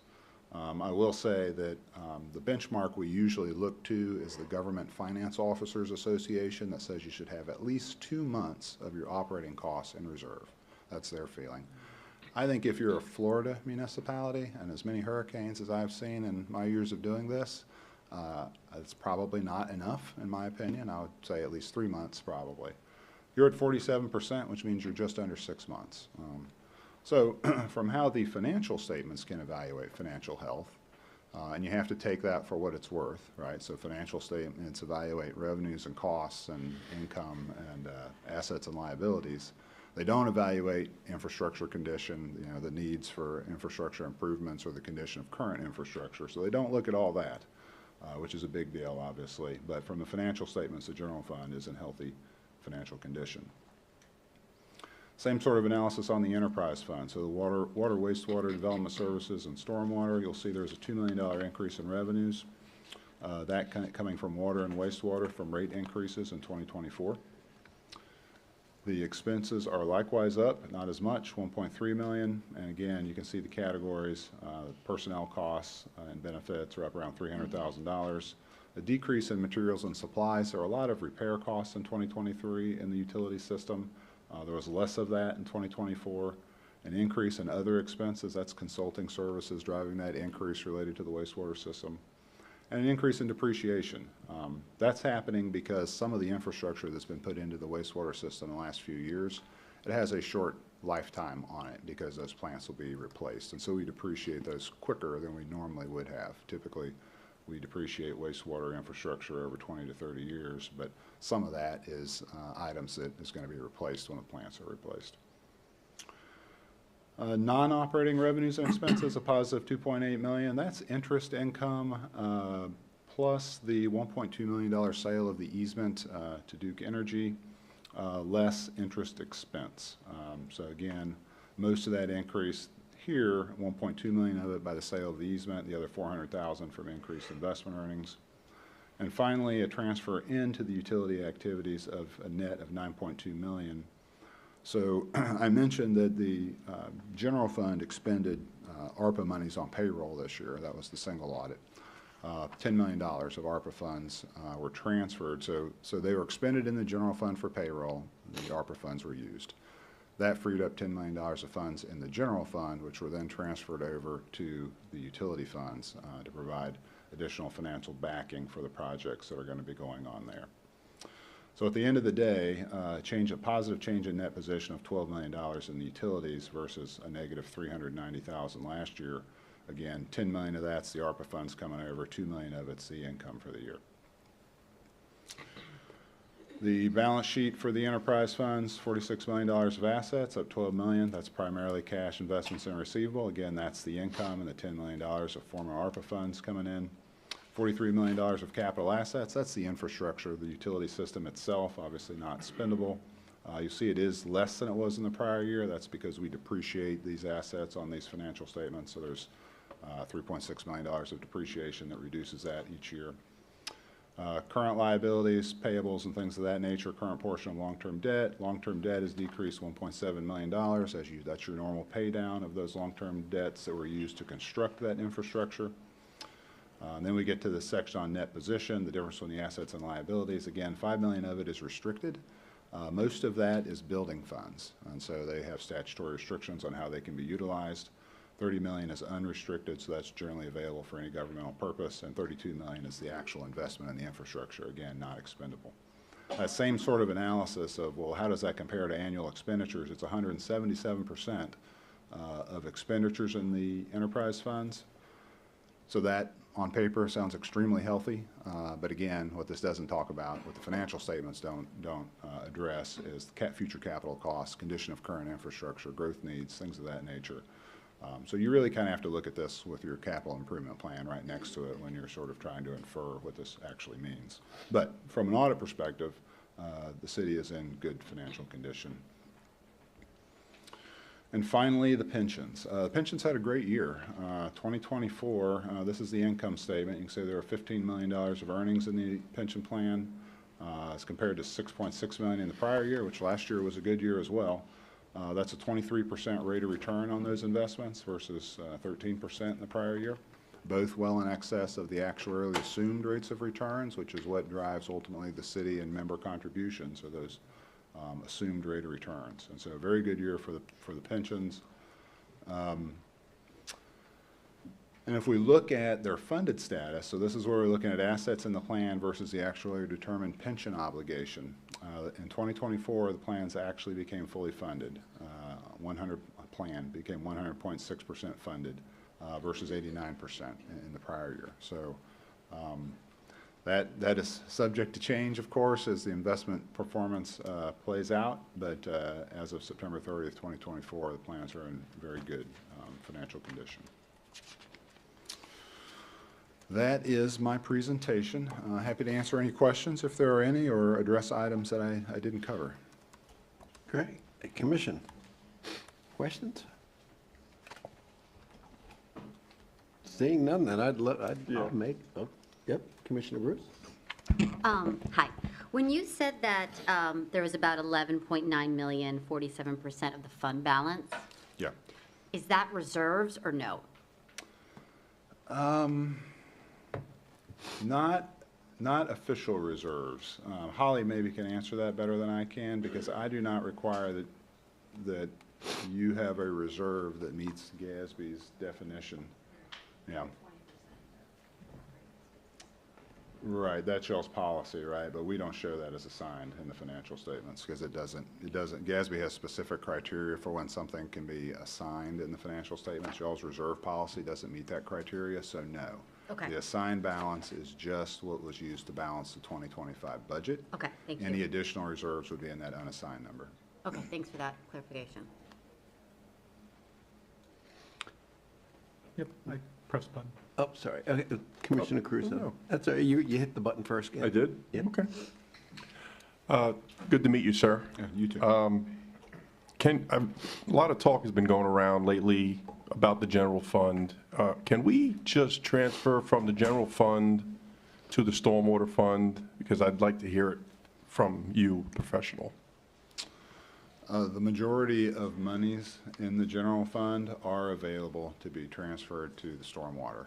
It might not be fiscally prudent to transfer too much of it, because you do need reserves in the general fund to handle cash flow ebbs and flows that occur during the year, but most of them are legally eligible to be transferred to the stormwater fund. Okay. Okay, a couple other questions here, because, you know, I'm not a financial expert at all, and some of the residents are, so they gave me some questions. You answered that one already. So do we have a spending problem? Well, I don't perceive an issue. In fairness, that's really not what we look at in the audit. We're looking at processes and controls to get accurate financial information to you and the citizens. I work with a lot of local governments. I do not perceive a spending problem, but honestly, that is not what we're doing during an audit. Okay. Do we have an overinflated budget comparatively to other municipalities? I do not believe so. But again, that is not something I'm focused on. Okay. And I'm sure I know the answer to this one. Do you have faith in our financial director and city manager as it pertains to managing city finances? Well, Holly I've worked with in year 1 and now in finishing up year 3 and year 4. And yes, she does a great job, in my opinion. City's lucky to have her. She does great work. I will tell you that a lot of cities really struggle with that position, finding qualified people. It's a problem around the state. And Kevin, I've had one conversation with, since he's only been on board since after we finished the audit. From what I know, he's got a great background and experience, and I have not seen anything that makes me question his capability. Okay, thank you. Commissioner Diaz. Well, thank you for completing the audit with us, and I do have a few clarifying questions. Just to clarify, previous answer you gave, so your audit gives an opinion on if the financial statements are accurate. In other words, if the numbers are in the right place, correct? That's correct. It does not endorse or validate the city's management decisions or spending priorities, correct? That is correct. So basically, a clean audit simply means that the numbers add up according to accounting rules, not that the city's financial strategy is good for taxpayers, correct? That's correct. And you're not giving that opinion today, correct? I'm not. All right. And in your work, did you identify any material weaknesses or prior management comments that the city had failed to fully resolve in the past 2 or more fiscal years? So yes, if we go back, again, our first year engagement, which was 3 years ago, was a clean audit. The last 2 years' audit engagements had 7 to 8 findings each year. Some of the 2023 audit findings were repeat findings, so they had not been corrected until 2023. So they arose in 2022. Some were cleared in 22, some were not, and then we had some new ones in 23, so yes. And again, your role is to just make sure that the numbers are in the right place, not to give an opinion as to fiscally how we manage the city. Yes, that's a little bit of an oversimplification of what we do, but yes, the gist of that is correct. We're attesting as to the appropriateness of the accounting, the accuracy of the accounting, not editorializing on how the city spends its funds. Now, you did have the opportunity to see multiple years' worth of our audits because you had to work on the backdated ones kind of situation and then all the way to the current.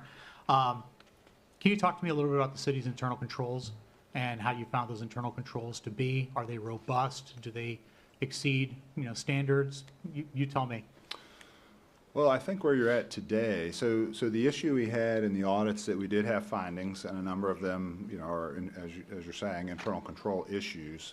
The primary issue in those audits was turnover in the finance team. So you had a lack of just headcount in the finance team, and then people moving into new jobs, people coming on board and then leaving.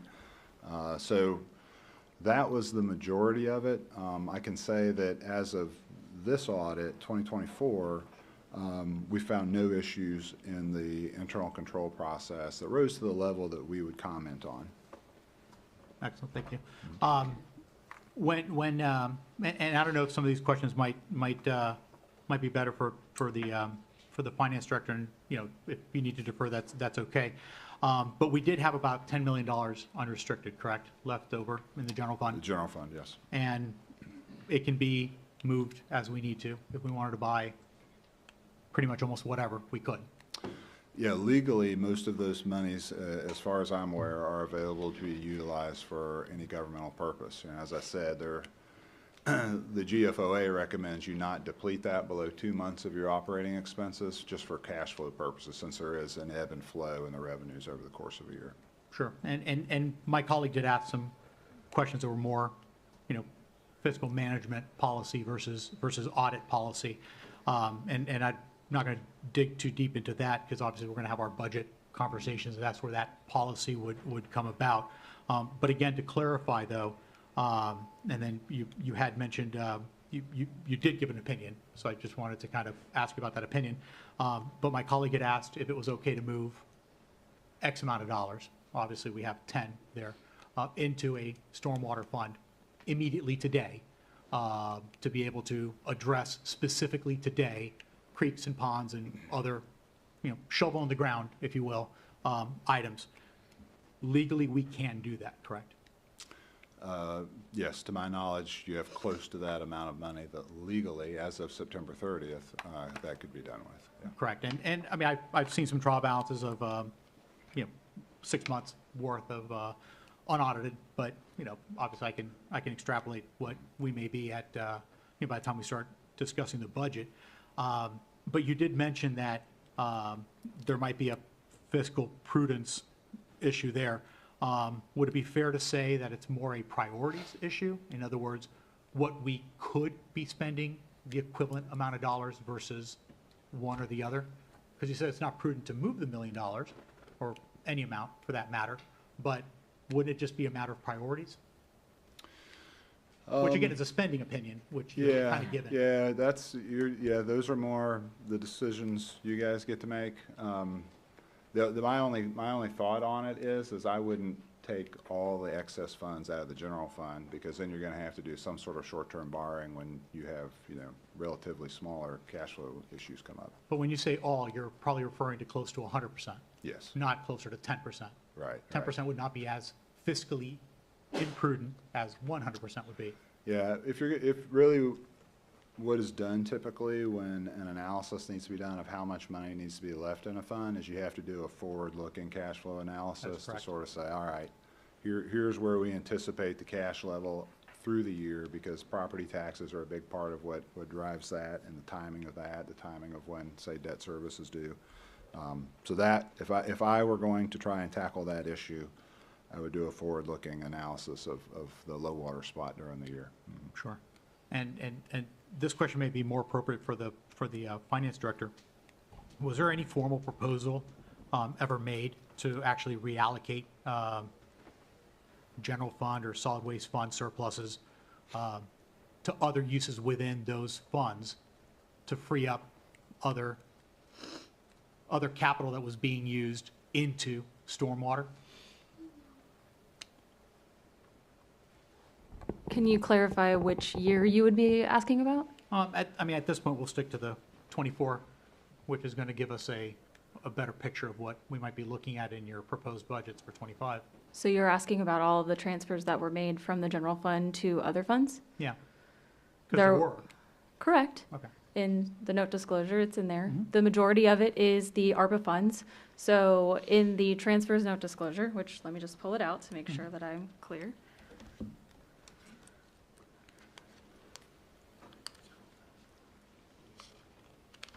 But I guess specifically, was there any formal proposal made to reallocate monies from the general fund to stormwater throughout the year? No. And considering the fund balances, you don't think there should be? Are you asking me for an answer right now? Yes. That's why we're here. So at the time I walked in, financial statements hadn't been completed for 2 years. The budget was put together with the numbers that I had at the time, and every budget is put together with the information that you are given and have the ability to calculate with the information you have at that time. Once we got to year end, sure. I mean, anyone could, there's all kinds of sorts of ways you could look at it. But at that point, the financials, there wasn't a particular direction in transferring money to the stormwater fund. A lot of the projects, capital-wise, that we had been doing have been coming out of the third generation sales tax money. And the operational, because we have a stormwater assessment going on, or stormwater analysis going on, the production of that would be to increase those fees to cover the operating costs in the future. So when we move money from one fund to another, considering that it's legal to do so, as long as it's legal to do from one fund to another.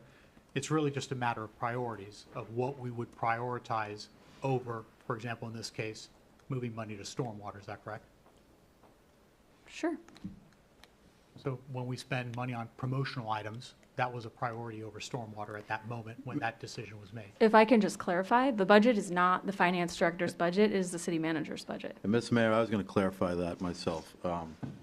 This is never the budget itself is never the finance director's budget. So any actions that are taken are advisory to the city manager.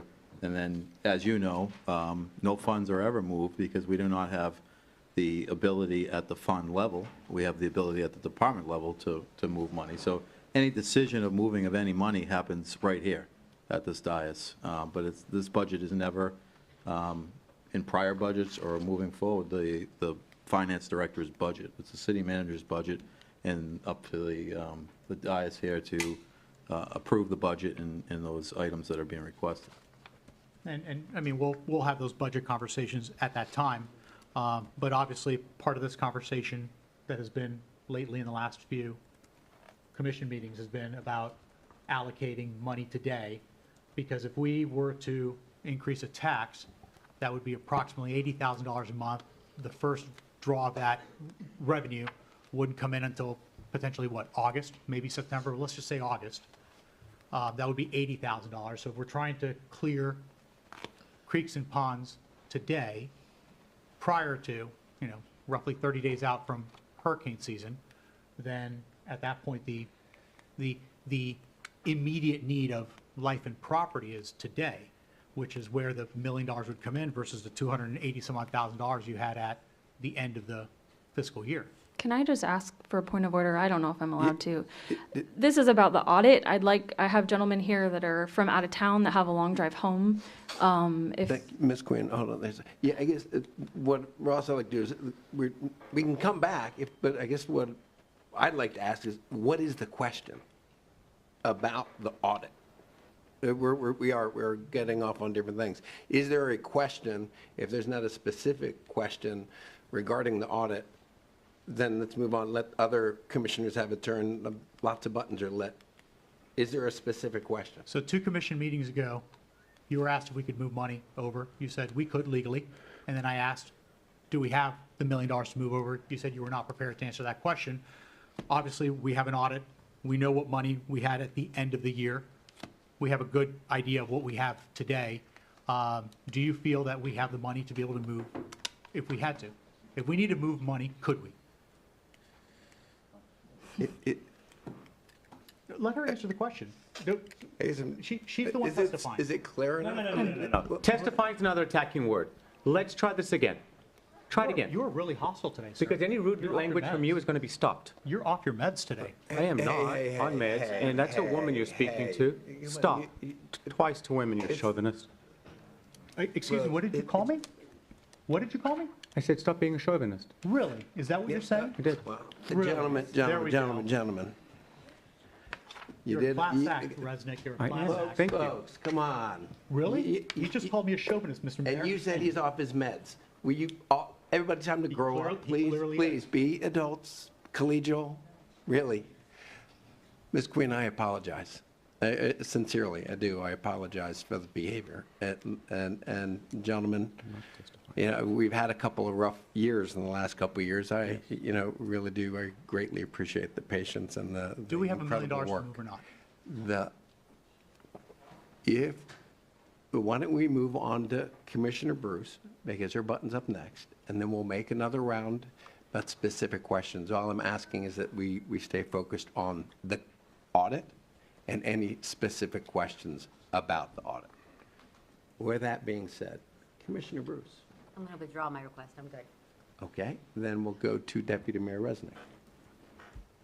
Sir or ma'am, doesn't matter. On page 121, you stated from the past that there were issues that you had taken a look at with deficiencies in internal controls.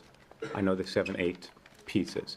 This time you have said internal controls are maintained, no deficiencies. Is that fair? There were no new deficiencies. There was just one from the prior year Which audit is the still being pension resolved. Yes, the pension issue. So 7 out of the 8 have been taken care of. I think it was 6 out of the 7, yes. Okay. Okay. Any financial issues that as a commission up here, we should be looking for or concerned of from either this or moving forward?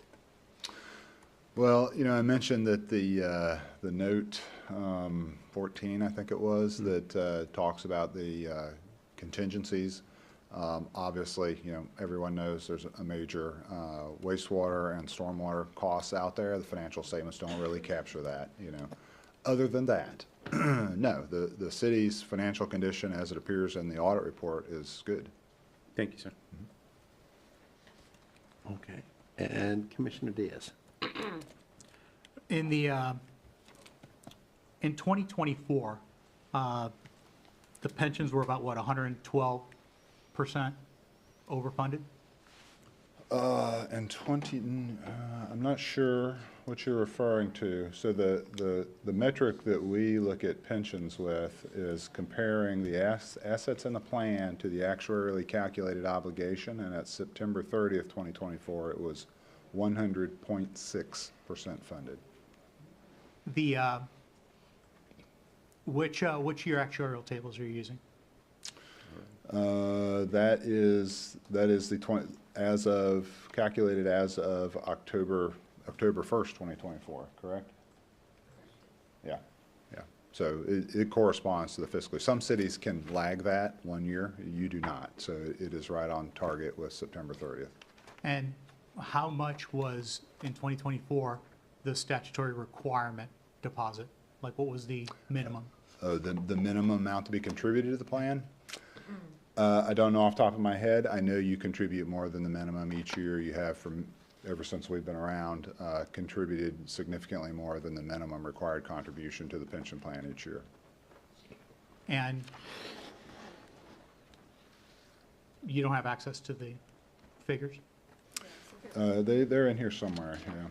So our required amount for 2024 was $846,000. And you contributed how much?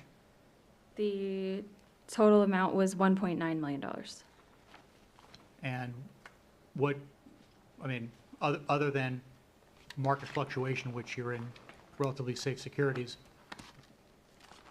was it more of a priority to overfund an already overfunded pension than to take care of other considerations in the city? Again, it's not my budget, it's the city manager's budget.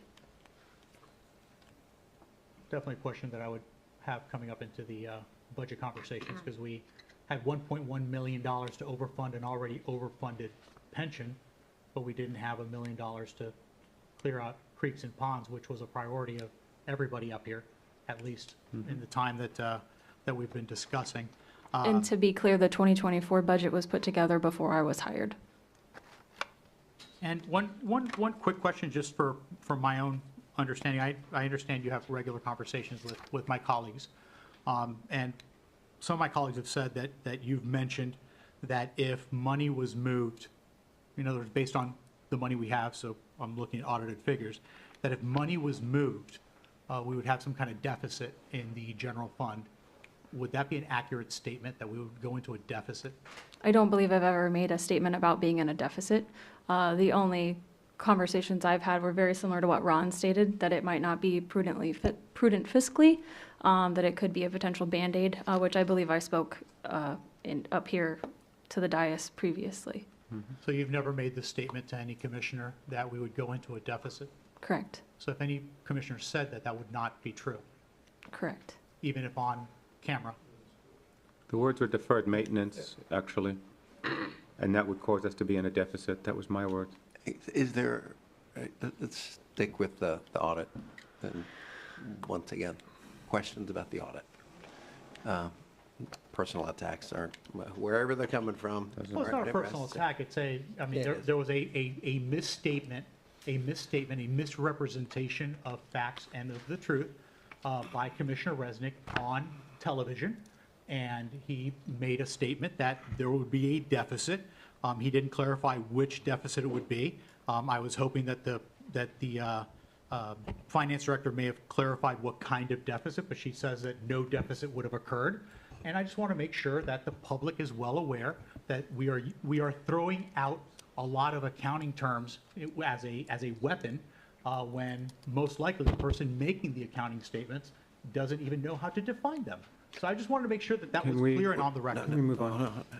So, yeah, we'll move on. real quick, we need to stay focused on this. We will be talking about, I know what we're really trying to get, I know what keeps coming around here, we're trying to get into the stormwater and justification for our different positions on this. I will be making, personally, just to be clear, my concerns about potential deficits and potential choices that will be made, but we're not doing it now. We'll be talking about that later when we get into stormwater. I will personally be making those, or verbalizing those kinds of concerns. We're back to the audit again. Deputy Mayor. Since my light is the only one, I'd like to make a motion to approve item 500 as presented with an approved 2024 Annual Comprehensive Financial Report. I'd like to second that. Okay. Motion is made by the Deputy Mayor and seconded by Commissioner Bruce. I would like to ask one question. I haven't asked any, and I would like the opportunity to ask one. So just to be very clear here, Mr. Whitesides. Yes. We did, as I stated earlier, we did struggle for a couple of years. We, I believe, we completed the audit, I believe, 7 or 8 months late. We really did struggle with the loss, and turnover was considerable. We had audits by the county, audits by the state. We had a lot of other competing things going on and turnover. But in the end, this is being completed 2 months early. Thank you, Ms. Queen, for your diligence and long weekends working and late nights here when I come by at 10 o'clock and you're still here working. Our pension is 100% funded. The wastewater has significant, as it said, or enterprise funds are overfunded.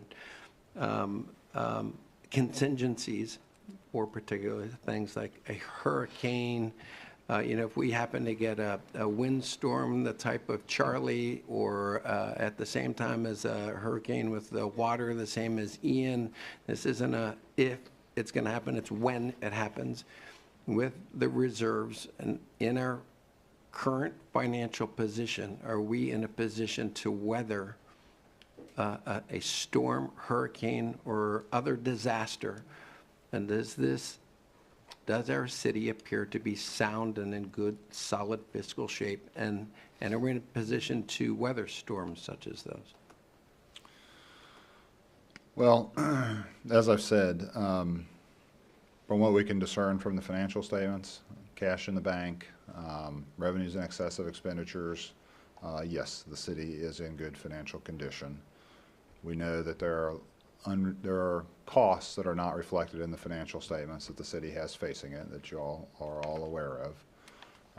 So the financial statements don't incorporate those kind of thoughts in their analysis.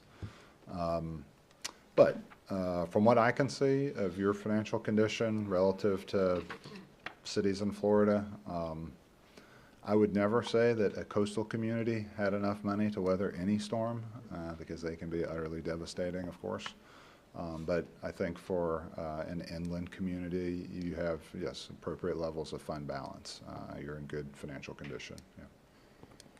Thank you. So the motion has been made and seconded. Mr. Mayor, if I could just, if the Commissioner Resnick would make a friendly amendment from his motion, from motion to approve to motion to accept. I'll make that change motion to approve to motion to accept. And that motion was made by the Deputy Mayor, and that was seconded by Commissioner Bruce. Christian. Commissioner Diaz. Aye. Commissioner Bruce. Aye. Commissioner Baker. Aye. Deputy Mayor Resnick. Aye. Commissioner Caruso. Aye. And the motion passes unanimously. Thank you, gentlemen. And Pierce, on a personal note, I hope the baby's doing well. And from last year, that baby came in the middle of the audit last year and all those things.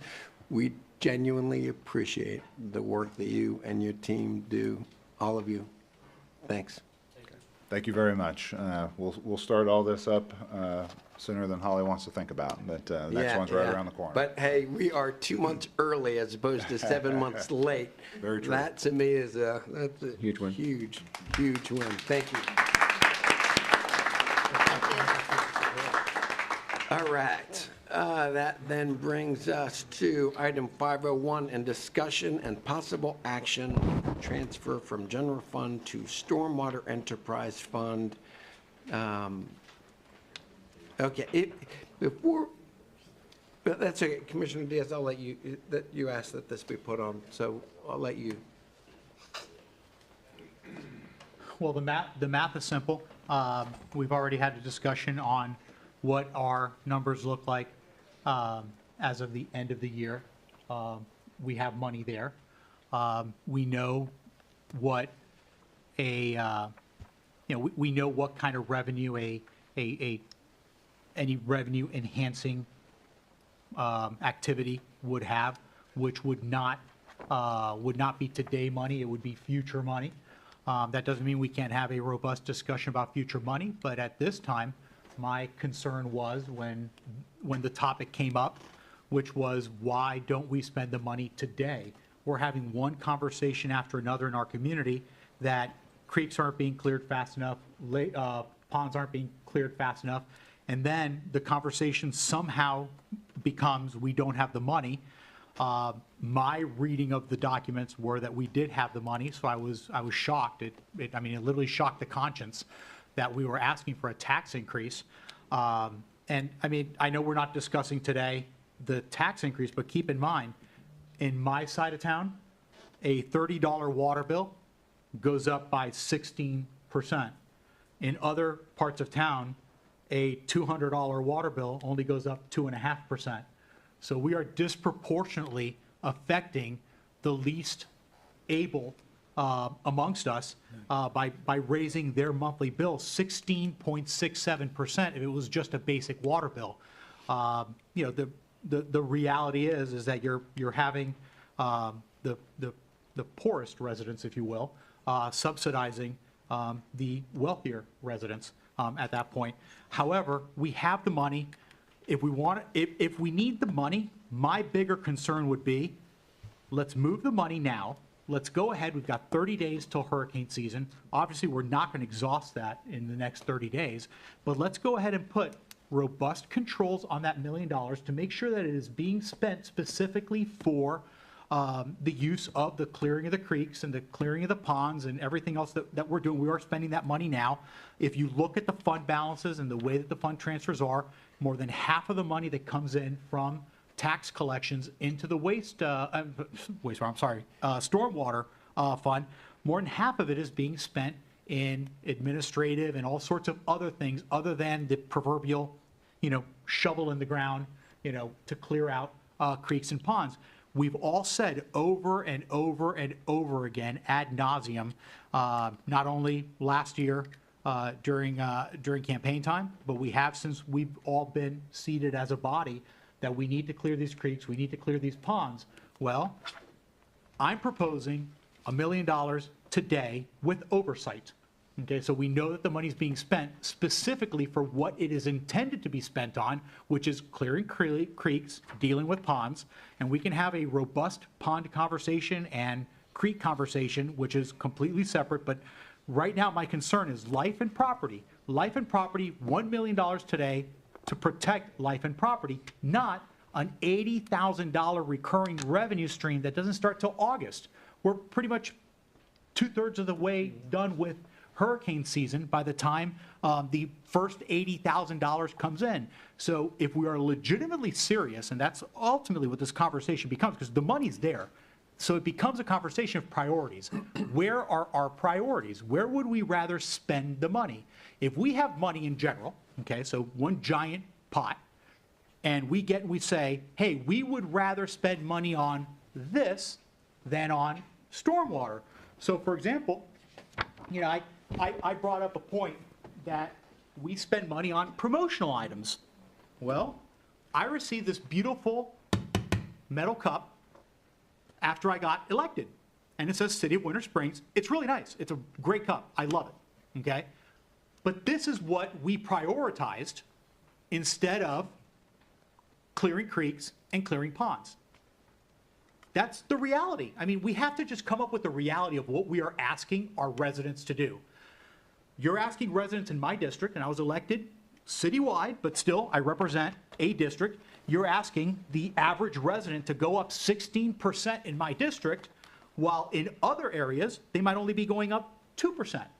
And then you're saying it's okay to spend money on promotional items in the city, about $3 million worth, but not spend $1 million today to clear out creeks and clear out ponds with controls, with oversight.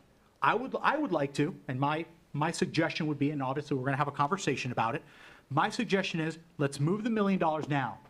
Half of it should be earmarked for some of the most destroyed, if you will, areas during the storms, multiple storms, may I add. So, for example, you can put a pin right smack on that bridge over on Hayes, right where Hacienda is, and we could say, you know what, let's earmark $500,000 specifically to go in either direction from that bridge all the way towards Alton Shore and that side as we start approaching 434, so it kind of goes that way, and there's other bridges on that side, and then going in the other direction as we start then getting towards Castleberry to make sure that at least where the water is coming through into the funnel, we have the widest possible way of getting that water to move forward. That would mean earmarking half of that money for that, and the other half, obviously, to be used judiciously and prudently by the city to continue clearing out ponds and creeks throughout the city. My suggestion would be let's go ahead and have a report every commission meeting where, whether it be the city manager or someone that the city manager designates, to come before the commission and say, hey, the $1 million that you gave us, we're not spending it on all sorts of other things. This is how we spent it this, in the last period, whatever that period might be, 2 weeks, 4 weeks. This is how we spent it, and it went towards this. This is what we cleared. This is what we did. Just like when the photos came out of the sediment clearing. Hey, this is what we did with this money. 75% was part of a grant, 25% is city. This is how we spent that 25%. This is what we cleared out versus it being administrative expenses or what have you.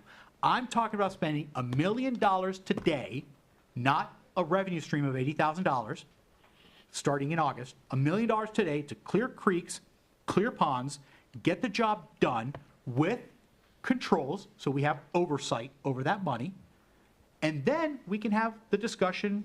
May 12th is what I would understand is when the tax is going to come back up.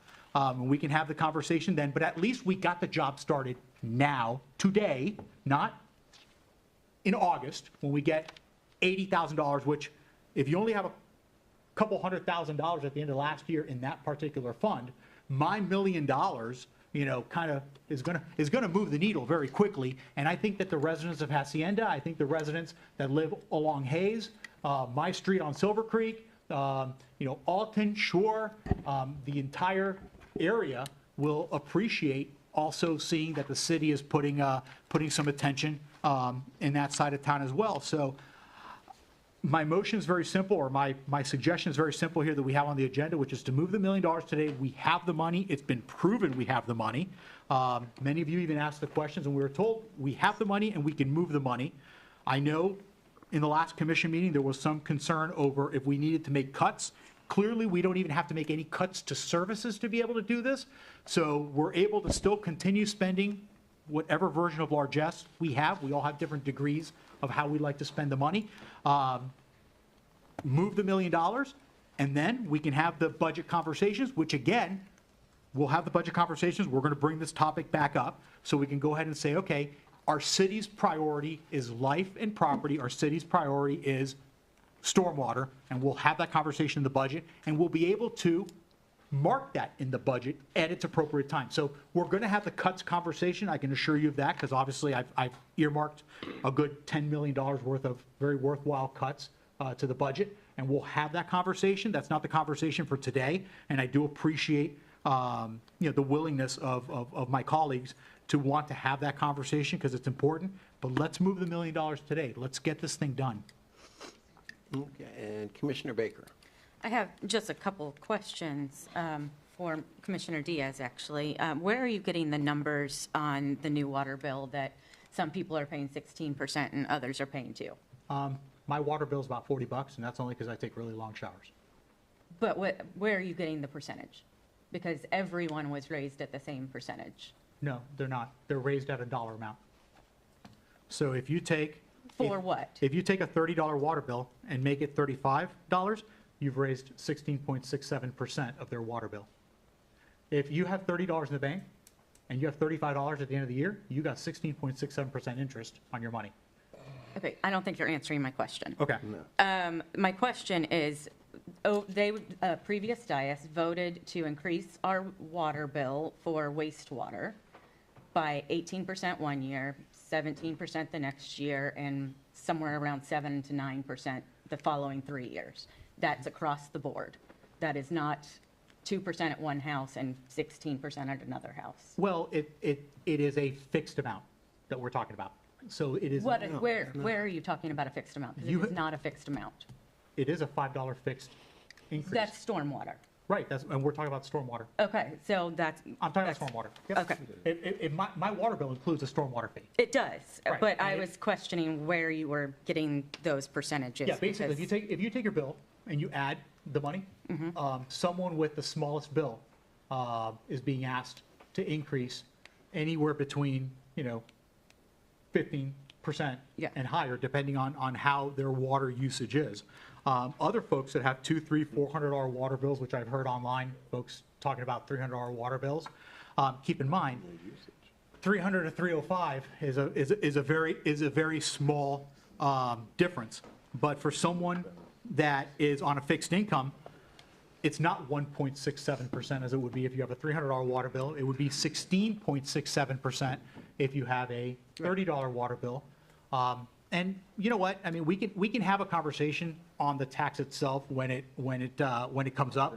No, I was just asking for clarification on, because you stated water. Folks, But it's on the water bill. That's okay. I think you attempted to ask a question. And then my second question is, on Actually, that was a good Facebook, you've been posting a lot about the promotional items.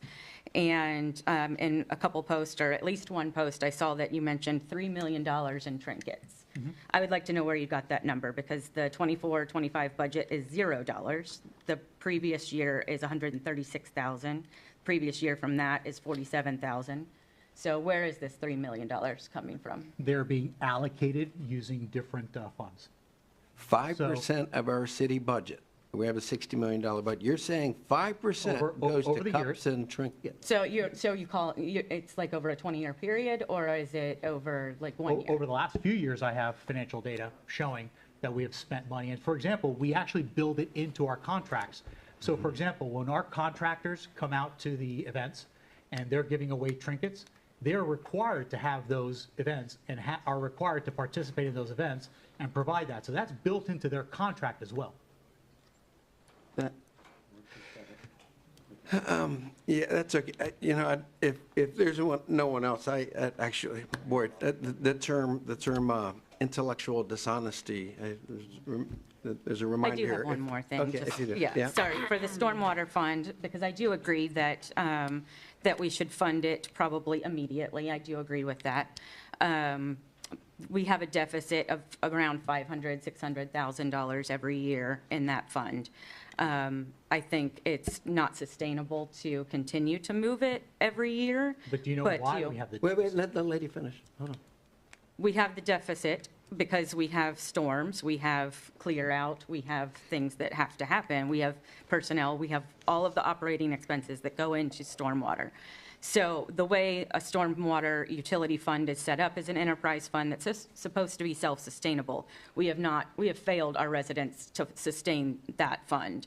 I think if we take any money from the $10, $11 million that we have in general fund, that's taking away from our rainy day fund, that's taking away from catastrophe.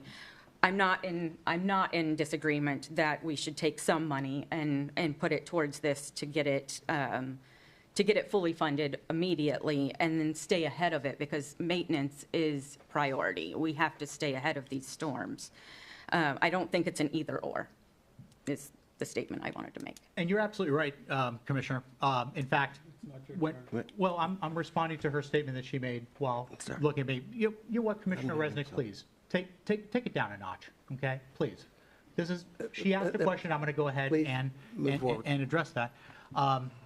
You're absolutely right, Commissioner Baker. And in fact, the definition of a rainy day fund is exactly what we're talking about. This is exactly the rainy day, because the stormwater situation is the proverbial rainy day.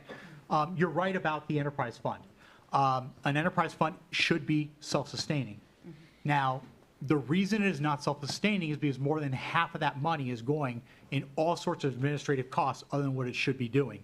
Therefore, we are showing that we are putting other priorities ahead of what the task at hand is. I'm on task. The task is clear creeks, clear ponds, protect property, protect life. When you have a enterprise, a business in this case, an enterprise that is not a going concern, you don't just go ahead and jack up its revenue. You have to go ahead and restructure how it's spending its money so it can be sustainable into the future. So what you do is you first stabilize it for the purpose of what you need to do to get the job done. The job done right now is we have hurricane season. As the months have gone by, we have not dealt with things because we've said, quote unquote, we don't have the money when we do. So what I'm saying is, let's stabilize this thing. Let's just go ahead and right now say the fund is stabilized. That doesn't mean we're not going to talk about how the revenues would be in the future. Because keep in mind, we still don't have a proper rate study. I mean, there's all sorts of other things that we still need to do along the way. Right now, the here and now is protect life, protect property. Let's go ahead and prioritize the money towards stormwater situations. And then, obviously, when we have our conversations for the budget, we're going to be able to get and say, okay, how much do we want to put from our budget towards stormwater related items? And again, I still suggest that we should have very serious oversight over the money, because in the past, again, a lot of this money is being spent on administrative purposes versus on the actual, I hate to say it this way, but shovel on the ground kind of situation. So I agree with you 100%. The only thing is that there's a step-by-step process to shore up that fund properly instead of just giving it a bailout with a tax increase. And that's where kind of the conversation ends up, is obviously in the tax increase. But ultimately, I want to solve the problem today and then work on shoring up that fund for the future. But that's still another year or two out, or another, like at least 2 budget cycles, because next budget cycle, we have to say, what do we need for the next period of time, which might be a 3 to 5 year time horizon. And then after that, we say, okay, now where are we at? And then we set this thing in motion with the proper revenue structures and what have you. But guess what we did in the process? We reformed that fund, so we're spending the money properly. Because right now, we're spending it pretty liberally. Okay, I'd love an opportunity to respond. I'm sure you would. Yeah, okay, so let's start with the bailout, the term bailout. And commissioners, I am going to ask you for a little bit of room. I've given this some thought, I really have. Take it. So, now, start with the term bailout. It was just floated. A bailout is when you go and you rob the general fund for a one-time payout to pay something in. What we're not attempting to bail something out, what we're trying to do is shore it up. Our stormwater system runs upside down. We spend more money than we bring in. I'd like to enter into the record, and I'd like each of the commissioners, there are several extra copies that can be passed out to the crowd here, if you'd like. This is $13 million specifically of projects underway currently in stormwater issues. I want to make sure that they're actually, I'll hand you up. Tell you what I'll do. I will pass the rest of these down. Please make sure that the city clerk has a copy, and then we can leave them up here for folks afterwards. Please, I would encourage you to take a look at this. This $13 million is already effectively funded. We're in the works. We're processing it, right? We don't need to rob $1 million out of our general fund, taking away money, reserves that are intended for our police department, hurricanes, building wastewater treatment plants, all of these mega projects. We don't need to rob that money from those projects to shore up our stormwater. The idea here is, let's set ourselves up a little bit at a time each month to shore up our neighborhoods and shore up our communities. I'd like to, now that we have this on the record, again, this isn't something that we're shoring and spending it right now. We've already got 13 million. We've already spent nearly 6 million after Hurricane Ian. This is an additional $13 million that we've secured through federal and state grants. We've worked very hard for the residents of Winter Springs. While I read a couple of these things, Kristen, I sent you some pictures that I personally took. Can we have those pulled up? And you can just scroll through the maybe 6 pictures of our residents. We're saying that we're hurting our residents, the poorest of the poor. That's Hacienda Village. These are the people you're talking about. It's in this, change it, it'll get to Hacienda. These are residents in the back of a fire truck being rescued from their homes during Hurricane Ian. We had hundreds of homes that were underwater. Please scroll on. You'll see Hacienda Village. You'll see other things. Look, this is, I'd like to, if you'll take one of these and pass them down. Please don't interrupt. Please. Pass these down. I'd like this entered in for the record as well. This is a very specific. I really did put some time and energy into questions and answers. I'll make these available as well over here. I'd like one copy entered in for the record. You pass that down. The rest of these can be left out for the residents as long as the city clerk has one. It should be 3 pages. I'd like to, please, take a look at it carefully. It should be 3 pages. No, it should be 3 plus. $80,000. Wait, hold on, let me finish it. I gave you 24 minutes, sir. I'm just asking. So we have the list now. $80,000 solved. Sir, please let me finish. I gave you 24 minutes. Okay. So you're solving the problem in August. Let's be specific here. Why is Winter Springs proposing a stormwater fee increase? Winter Springs faces significant flooding risk due to both our geography and the rapid growth of our region. I would really ask folks to listen to the details here. They're critical. Central Florida is one of the fastest growing areas in the United States. With growth comes more roads, parking lots, and buildings, which generate higher volume of runoff in comparison to natural land that can slow and absorb some of these flows. Without proper mitigation, increased impervious areas cause more flood risks to downstream communities. Winter Springs is of the 7 water basins in Seminole County, 5 of them flow through Winter Springs. It sets us up for an unreasonable expectation, or it sets us up. We are devastated by these storms. Our neighbors and our friends are devastated by these storms. Listen, I'm not going to read this whole thing in, but let me just be real specific. We're asking for an extra $5 per household. People that live in Hacienda Village who were flooded so badly in some of those pictures, you're right, they are the poorest of the poor, but those are also, and they're not poor, but look, they are struggling and they're on fixed incomes, right?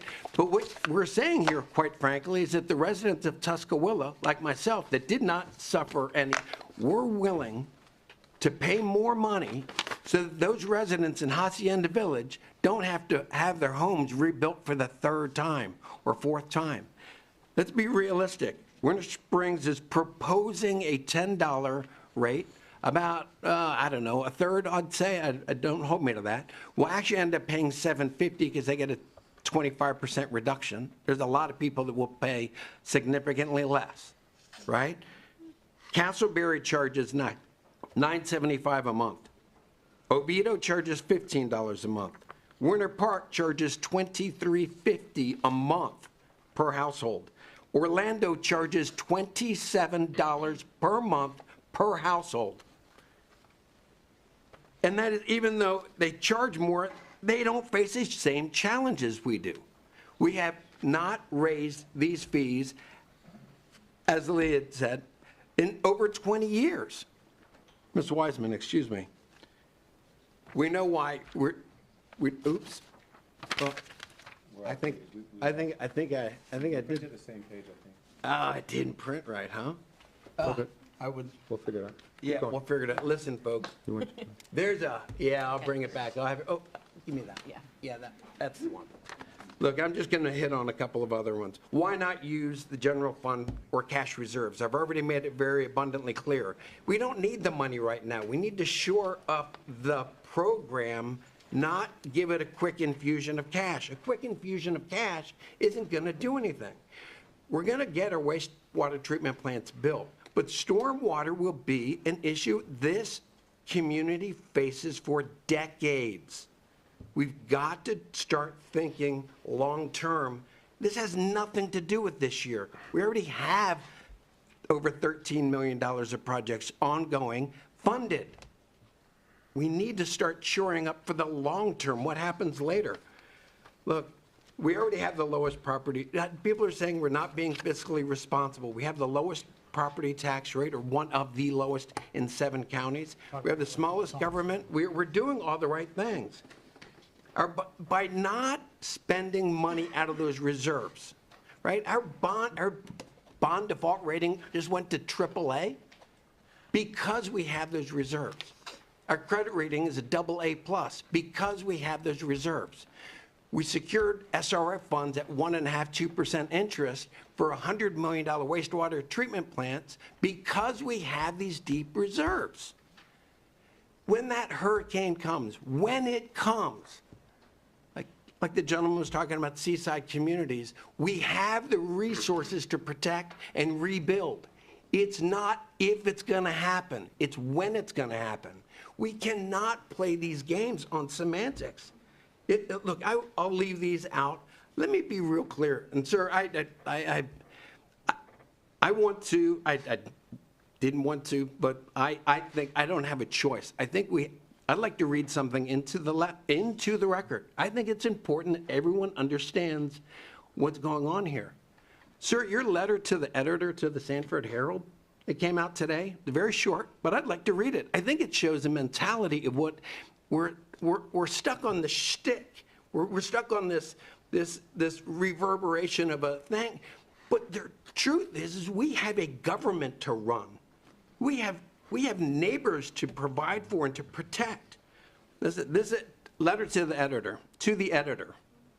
The proposed stormwater tax increase in Winter Springs is not about stormwater.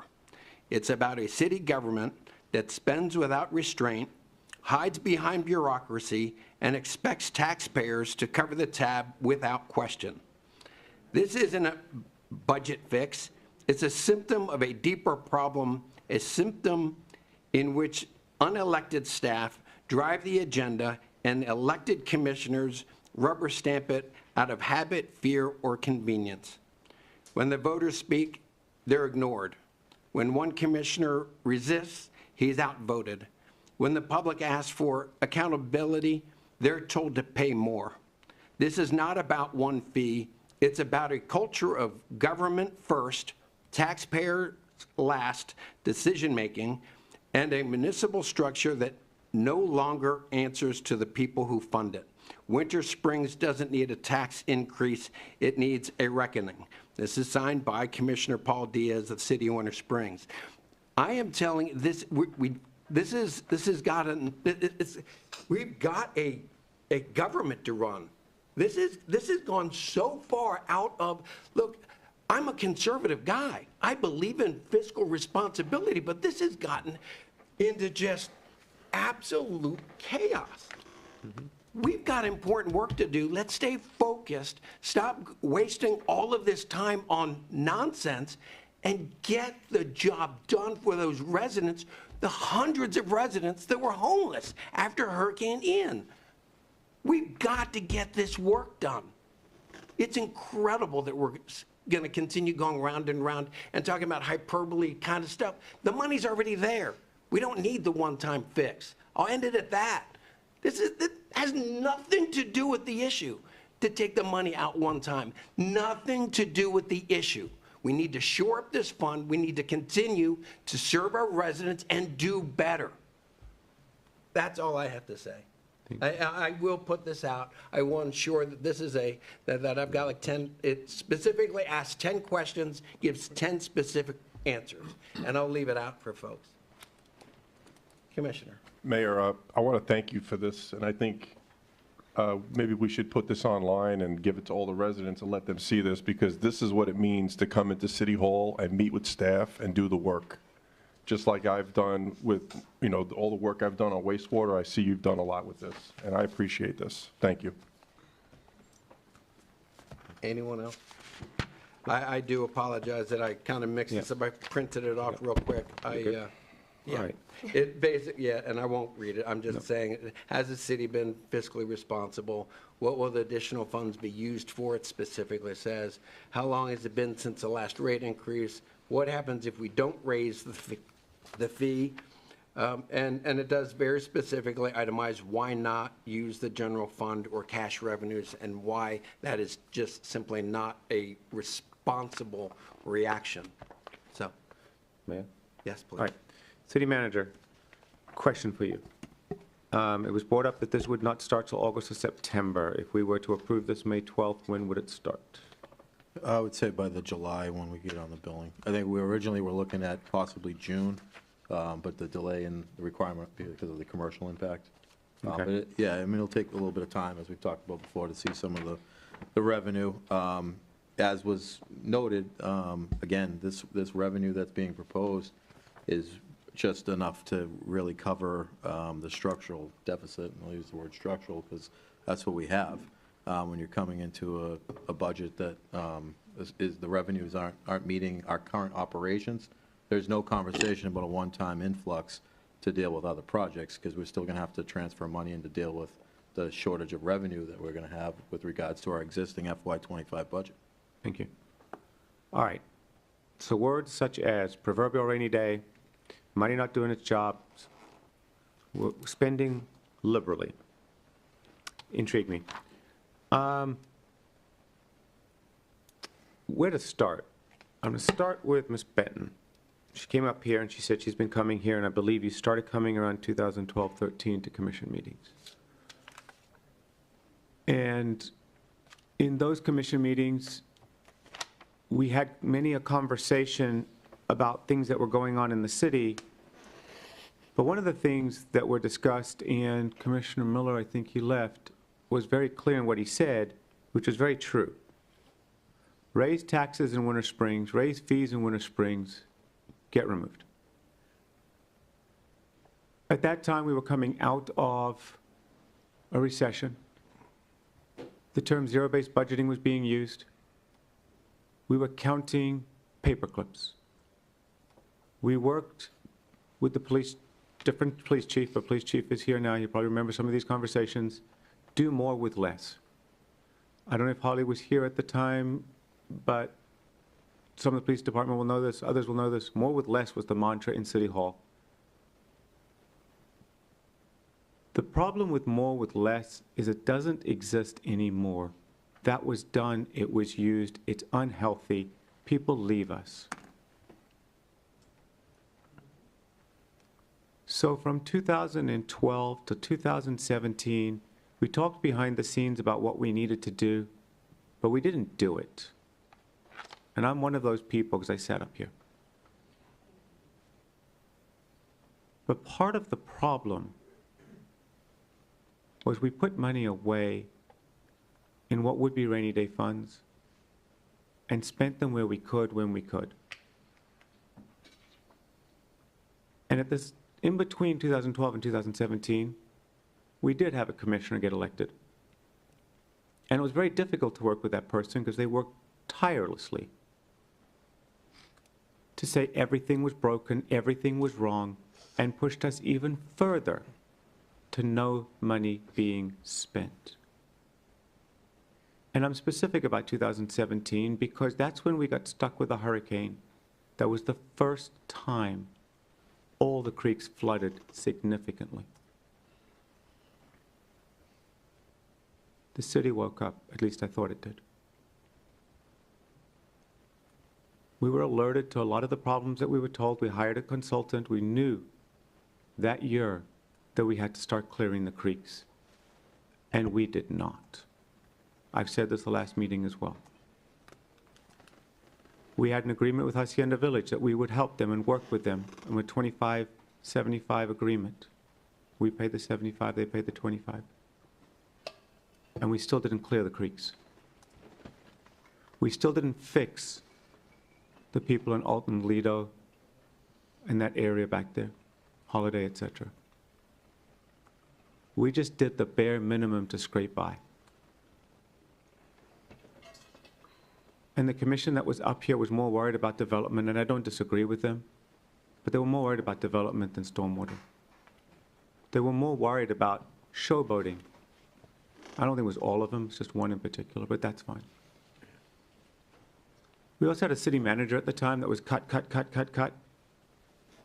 That wasn't healthy for us either. So we talk about being bare bones. By the time I came back in 2022, we were more than just bare bones. We're starting to recover. All those people are gone. You have new commissioners. I'm not new, but I'm newish. But the reality is what I walked in on, even then, the acting finance director knew we were in a problem. The current finance director knows we're in a problem. And when I say a problem, it's not that we don't have money in certain buckets that is working, but just last year we had to raise everybody's water fees. Commissioner Benton's here, he knows how hard that decision was, but he was in the back of City Hall hearing the same message I heard. We are going broke in that fund. Sir, I'm assuming you're nodding your head because you probably had the same conversations. We heard from the police chief. We need officers, we need help, we need support. We heard from staff members. That's how lean we became.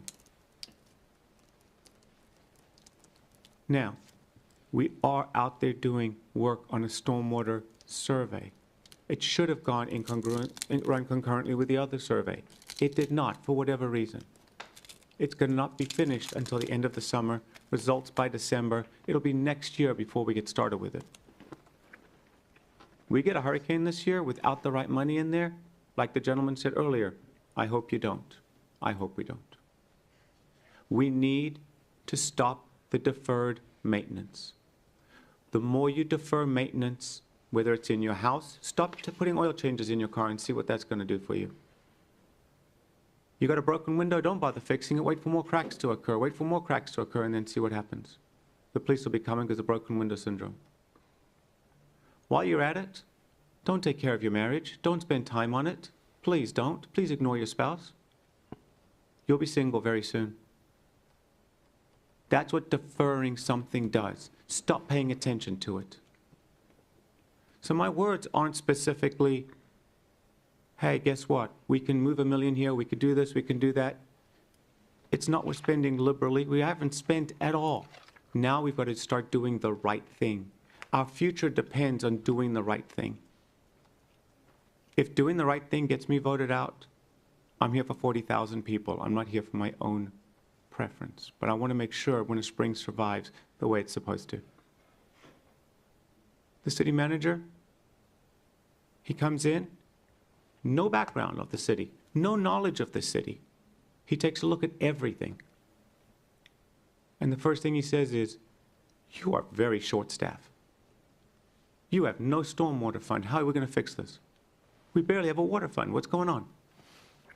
You're what, 5 months in, sir? Yes. We're still having the same conversation. So, do we want to put $1 million in now to fix just what we'd have to fix now and still do this? That wasn't on the table. But deferred maintenance means continually growing. This is $5.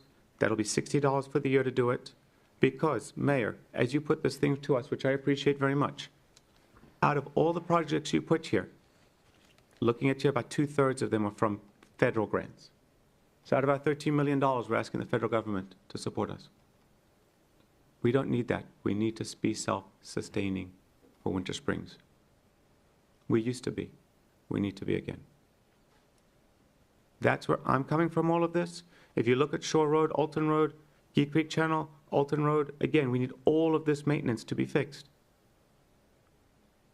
That's an annual program. The quicker we start it, the quicker we grow it. That's for that piece of it, okay? My last thing as I take a look at here. When we look at how we learn what we should learn, that's coming into City Hall. That's our job as commissioners. We come in here, we meet with the directors, we meet with the city manager, we meet with the attorney if we need to, and we learn what we need to learn. What the city manager asked me to do, he asked all of us to do, was to take the ICMA course. And I looked at the course and thought to myself, okay, let's start this and see what I'm going to learn. And there's some very interesting things. I'm talking to my colleagues here that are in that course for us.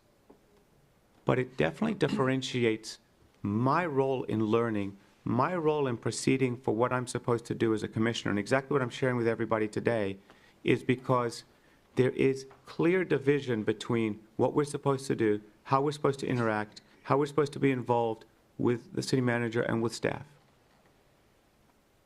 What we're supposed to know before we come up here.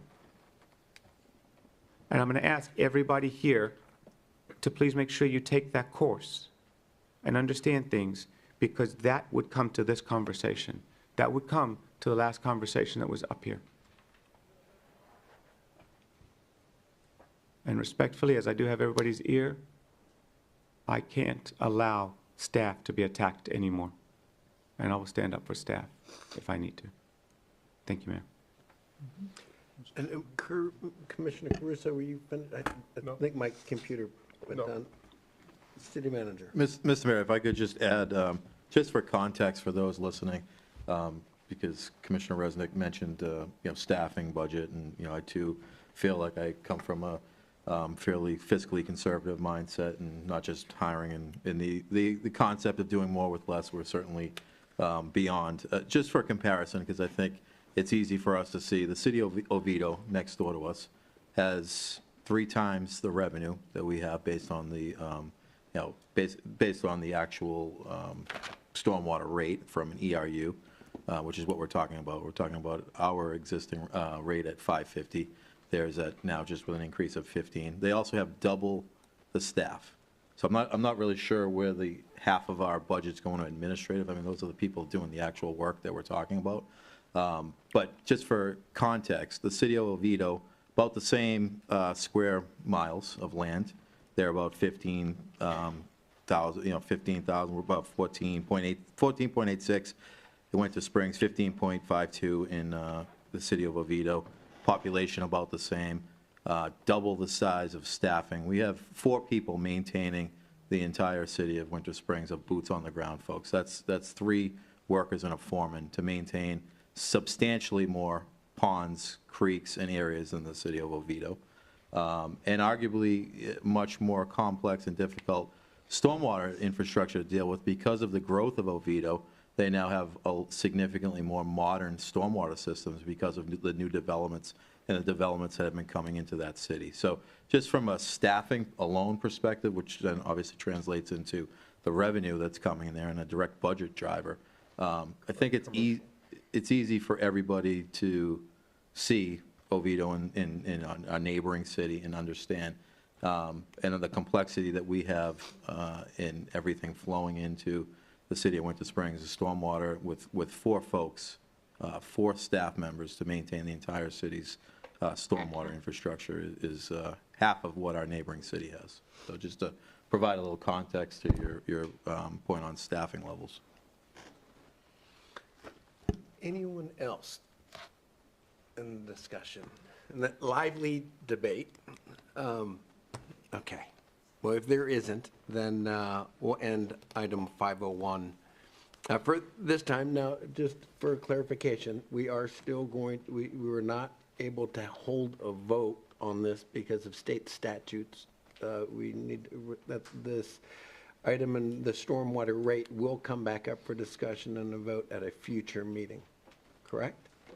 Just for those Correct. listening. Yeah. And it's expected the next meeting in 2 weeks? Does that sound? I think that's what the clerk has on the calendar. Yeah, that's correct. May 12th would be the second reading. There's an advertisement going in this week, I believe May 1st, Christian, is when it's due for, but it has to do with the update to the statute on the requirement to do a essentially business impact estimate that's required because there is a commercial cost to commercial operations. So that's the plan. May 1st will be the advertised hearing. May 12th will be the second reading. Okay. And he could make. Tristan, would you do me a favor? Would you hand me that one stack back? I think I figured out what it was. And just so that if somebody wants this, specific answers, it's going to be here. I pass it back. I think what it did was it didn't collate. That's Could what we it was. also get an email with all this info? I've already sent it to Christian, Oh, and I good. believe he's already sent it to you. Thank you. Oh, yeah, that's exactly it. I don't, actually, I'll have to send you the list of Yes. current projects. I'll do that before we leave today. Thank you. Okay. That then brings us to matters, item 502, matters related to boards and committees. Right, so we have one vacancy on the code board, 2 vacancies on the Veterans Committee, since we maintained it at 7 members. If anyone has any appointments, now's the time. The veterans vacancies are in seat 4 and an at-large seat. And I'm going to give the captain a call. Ms. Laura Ross, I'm going to give you a call. So for at-large, it could be any one of us. Correct. Well, with that, so, am I allowed to make appointments to that, being at large? I mean, you could make a recommendation, but you can't. Yeah, you can make suggest the- one. I would, I do know, not look, and I'll let you guys really have that conversation, but one of those people that's been along all the way through, and someone that I've called and continue to call regularly is the commander of our Winter Springs VFW post. Yes, Paul, and is currently our hometown hero. If our hometown hero and somebody who's attends all of our veterans board meetings anyway, and is the commander of the VFW post named Winter Springs 5405, if he can't be one of my, that would be my suggestion. Thanks. I'll leave it at that. Thank you. And Ms. Ross, that's one of the questions I was going to ask. Since you're the chair of the committee, is that somebody you can work with and would be able to come to meetings? Laurel Ross. As the chair of the committee, Paul Dillman was one of the recommendations. There are 4 other names that I was given. I do not have information on them. The only recommendation I have is maybe consider everyone now and Paul are all veterans, and the board is veterans and veteran family. So I really, if one of those 4 that's made the application is a family member versus a veteran, I think that would be a nice addition to the board to round it out, if that happens to work out. Does that make sense, to everybody? Yes. Asking for a family member instead of, yeah, which is an interesting. Yep. So with that case, I would make a motion to have Paul Dillman join the Veterans and Veteran Family Advisory Committee under my seat. Is there a second? Second. Okay, so the motion of Paul Dillman is made by the deputy mayor, seconded by Commissioner Caruso. All in favor? Aye. Aye. Any opposed? And then the motion passes. And you want to come back, the chair of the committee was talking about maybe having a family member, since every other member, the other 6 are actual veterans, and it's Veterans and Families Committee, that maybe we take a look through the other applications and consider it a family member as opposed to a, does that sound reasonable, folks? Yeah. Okay. All right, that then brings us to new business. I have a few. Okay. All right. What I'm going to ask, and again goes to that ICMA course, is it was strongly shared to have a code of conduct for the commissioners and for the mayor. And then so I would like to ask if we would all be okay with creating a code of conduct. And that would be created, I would assume, by you, city manager, and attorney, and then we would get that and take a look at it and kind of tease it apart as necessary. I know we already have one from the past, but this could take a look at, see what needs to be cleaned up, cleared up. What is our code of conduct up here? What is that? And I don't know if it had social media in the last one. What is the social media? Things like that, modernize it. I don't know what everybody thinks of, doesn't think of. I'm seeing, Certainly we're good with that? doesn't sound like a bad idea. I think we can look at Mr. Mayor, I think we can look at making, Anthony and I can look at some that are out there. It's common practice to have a formalized, adopted code of conduct, and certainly we can look at the existing version and updating it. Perfect. My second new business would, I think, Christian here, the League of Cities Committees. They should be coming out very shortly. Session ends soon with dates. Could you possibly bring that back to us? Yes. Yeah, so I'll bring, I'll look ahead at the calendar, but yeah, either at the next meeting or at the first meeting in June, I'll bring the committees and we can decide who wants to serve on what committee. Appreciate it. Mr. Manager here, this one's for you.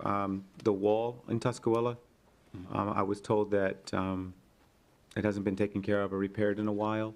Can we just look at that, verify it? You were referencing the one that had the vehicle accident? No, Or you're specifically, referencing- Tuscarora 3. Tuscarora, Yeah. Fox Reserve, yeah. Yeah. Yeah, that's that's another conversation. Okay. Yeah. Perfect. And also to you, City Manager, this is kind of, we're at that deadline, I think. Set up a process for the budget as we come up to this next year. Yes, sir. Yeah, I can give an update with my report on status of where we're at with that. Okay, thank you, sir. That's all, Mr. Mayor. Anyone else? I would actually, Mayor? Sorry. Yep. Sorry, I didn't push my button. Just sorry, one Mike. item I'd like to address. I've already spoken to the city manager about it, but one thing that came across my desk is that our impact fees are by square foot, and every other municipality is by 1,000 square foot. And so just for consistency, I'd like that to be looked over, if possible, just so that we can be consistent with other municipalities and also review the differences, because with my math, and I'm not saying my math is right, but it's significantly higher. I used Oviedo as an example. For 1,000 square feet in an office space for Oviedo versus Winter Springs is $70,000 more than Oviedo. So I just want that to be looked into and see if my math is right or wrong, and also if we could readjust it by 1,000 square foot rather than by square foot, so that we're comparing apples to apples with other municipalities. And it's easy for applicants that are looking for development to understand what we're looking at. Okay, any other new business? No? Okay. Then we will go on to reports. City Manager. Sure, a few updates. Thank you. I do just want to take this opportunity to, again, thank Holly and the entire finance team. I've been at this a long time in municipal government. It really underscores, I don't want to underscore the amount of work that went into the last 13 months to complete 2 audits. I mean, that is a substantial undertaking and really does require an extra step of thank you to Holly and the entire finance team. That's in addition to dealing with the IG and a number of other external things. So to be able to do that is truly a lot of dedication, and it speaks volumes to her commitment and dedication, the entire team's commitment to getting that done. So from me, at least, I appreciate all you do, and thank you to all of the finance team for that effort, because I've worked with many finance directors over my career. I've even served as an interim finance director for a period of time, and I know the level of work that goes into that in countless hours. So again, thank you for that. Couple of updates. The G Creek bank stabilization, as you know, is underway at Moss Park, moving along nicely. The bid for the debris removal closes on May 9th. The bid for the sediment removal at the crossings closes on May 16th. So looking forward to getting those bids back. There's been some interest, a fair amount of interest that we've received on questions, so we're hopeful that we'll get some contractor submittals, and we can get going on that as soon as we can make a review and a recommendation back to the commission to approve a contractor and get working. I know timing is never great. This project was delayed a little bit because of the requirement to come back to the commission for approval for the NRCS funding portion, but nonetheless, it is underway, and again, $1.6 million of no payment from the residents of the city of Winter Springs directly. Bid for ongoing cleaning of the inlets, continuing citywide, the stormwater team. Hopefully, folks have seen them out there. They're working hard daily, going through their pre-storm checklists and really getting into what they can on clearing out inlets throughout the entire city, citywide. Sidewalk repairs are continuing citywide. As I've said in the past, we purposefully started the evaluation and actual work from the west side of the city. Moving east, you'll start to see there's a number of the citywide orange markings that are still in a number of areas going out into Oak Forest and the Tuscaloosa as we continue to be able to move through those sections that have been identified, funding them, and actually doing the work. This is going to be an ongoing many months of continuation, but it really shows the commitment to be able to address our sidewalk improvements and upgrades that we've seen, similar to the number of paving projects that happened this year. Water and sewer, the 2024 annual drinking water quality report is available online. A copy will be included during the next billing cycle in your utility bill. Ongoing construction at Lift Station 7 West. It's been an ongoing project there, kind of in the same area, and I know we've been dealing with the traffic complications and things like that that have come out of over on Edgemont. The police department participated in the DEA National Prescription Takeback on April 26th. The police department has also a drug amnesty drop box has been placed in the lobby of the police department, which will allow you to drop off any unwanted medications 24 hours a day, 7 days a week, with no questions asked for a prescription drug take-back. School supply drive, beginning in June, the Winter Springs Police Department will be accepting new unopened school supplies through July 31st. And on the Park and Recreation front, May 15th is the food truck event at Trotwood Park and Arbor Day tree giveaway. Approximately 1,200 trees were delivered last week, funded by the city's Arbor Fund. Thank you to Budget Tree for sponsoring a staff cookout that they put on and participating in those efforts to deliver those trees, and it's really a great partnership, and we thank them for all they do in the city and the support that they provide. So that's all I have, Mr. Mayor. Thank you. Anthony. No report. I just want to take a minute again to thank Gwen and Sandy for coming out, as well as Michelle from Longwood. And I was just really grateful to hear from all of the clerks in Seminole County who couldn't be here tonight, but they did all reach out to me. Donna in Castleberry, Eliana in Oviedo, Amber in Lake Mary, Angie in Altamont, Tracy in Sanford. I want to thank Tristan as well, of course, who, when I'm going to those conferences and things, as well as every day, helps hold down the fort. And just the team here generally, work with really great people who keep me on my, keep me coming for an hour-long commute both ways. But, you know, we get to listen to some good books along the way and things like that. And like I said, 6 years tomorrow, hopefully 6 more, you know? Thanks. And Commissioner Bruce. I didn't know you traveled an hour. Okay, so I just wanted to report that on Earth Day, I cleaned up the Tuscaloosa Road for Victoria for Winter Springs, so that was super fun. In addition, the Winter Springs Performing Arts has asked me to be on their board, and I'm super excited about that because they are ramping up again to get construction going. Of course, an application is forthcoming. The fountain update, got a lot of questions about that. Still trying to get more of an answer, but I guess our initial company has left that was repairing, and so now we're going on company number 2, and there's been lots of issues with that, so hopefully we'll have a more concrete answer on that soon. In addition, the trees, the 1,200 trees that were delivered, wonderful, overwhelming response.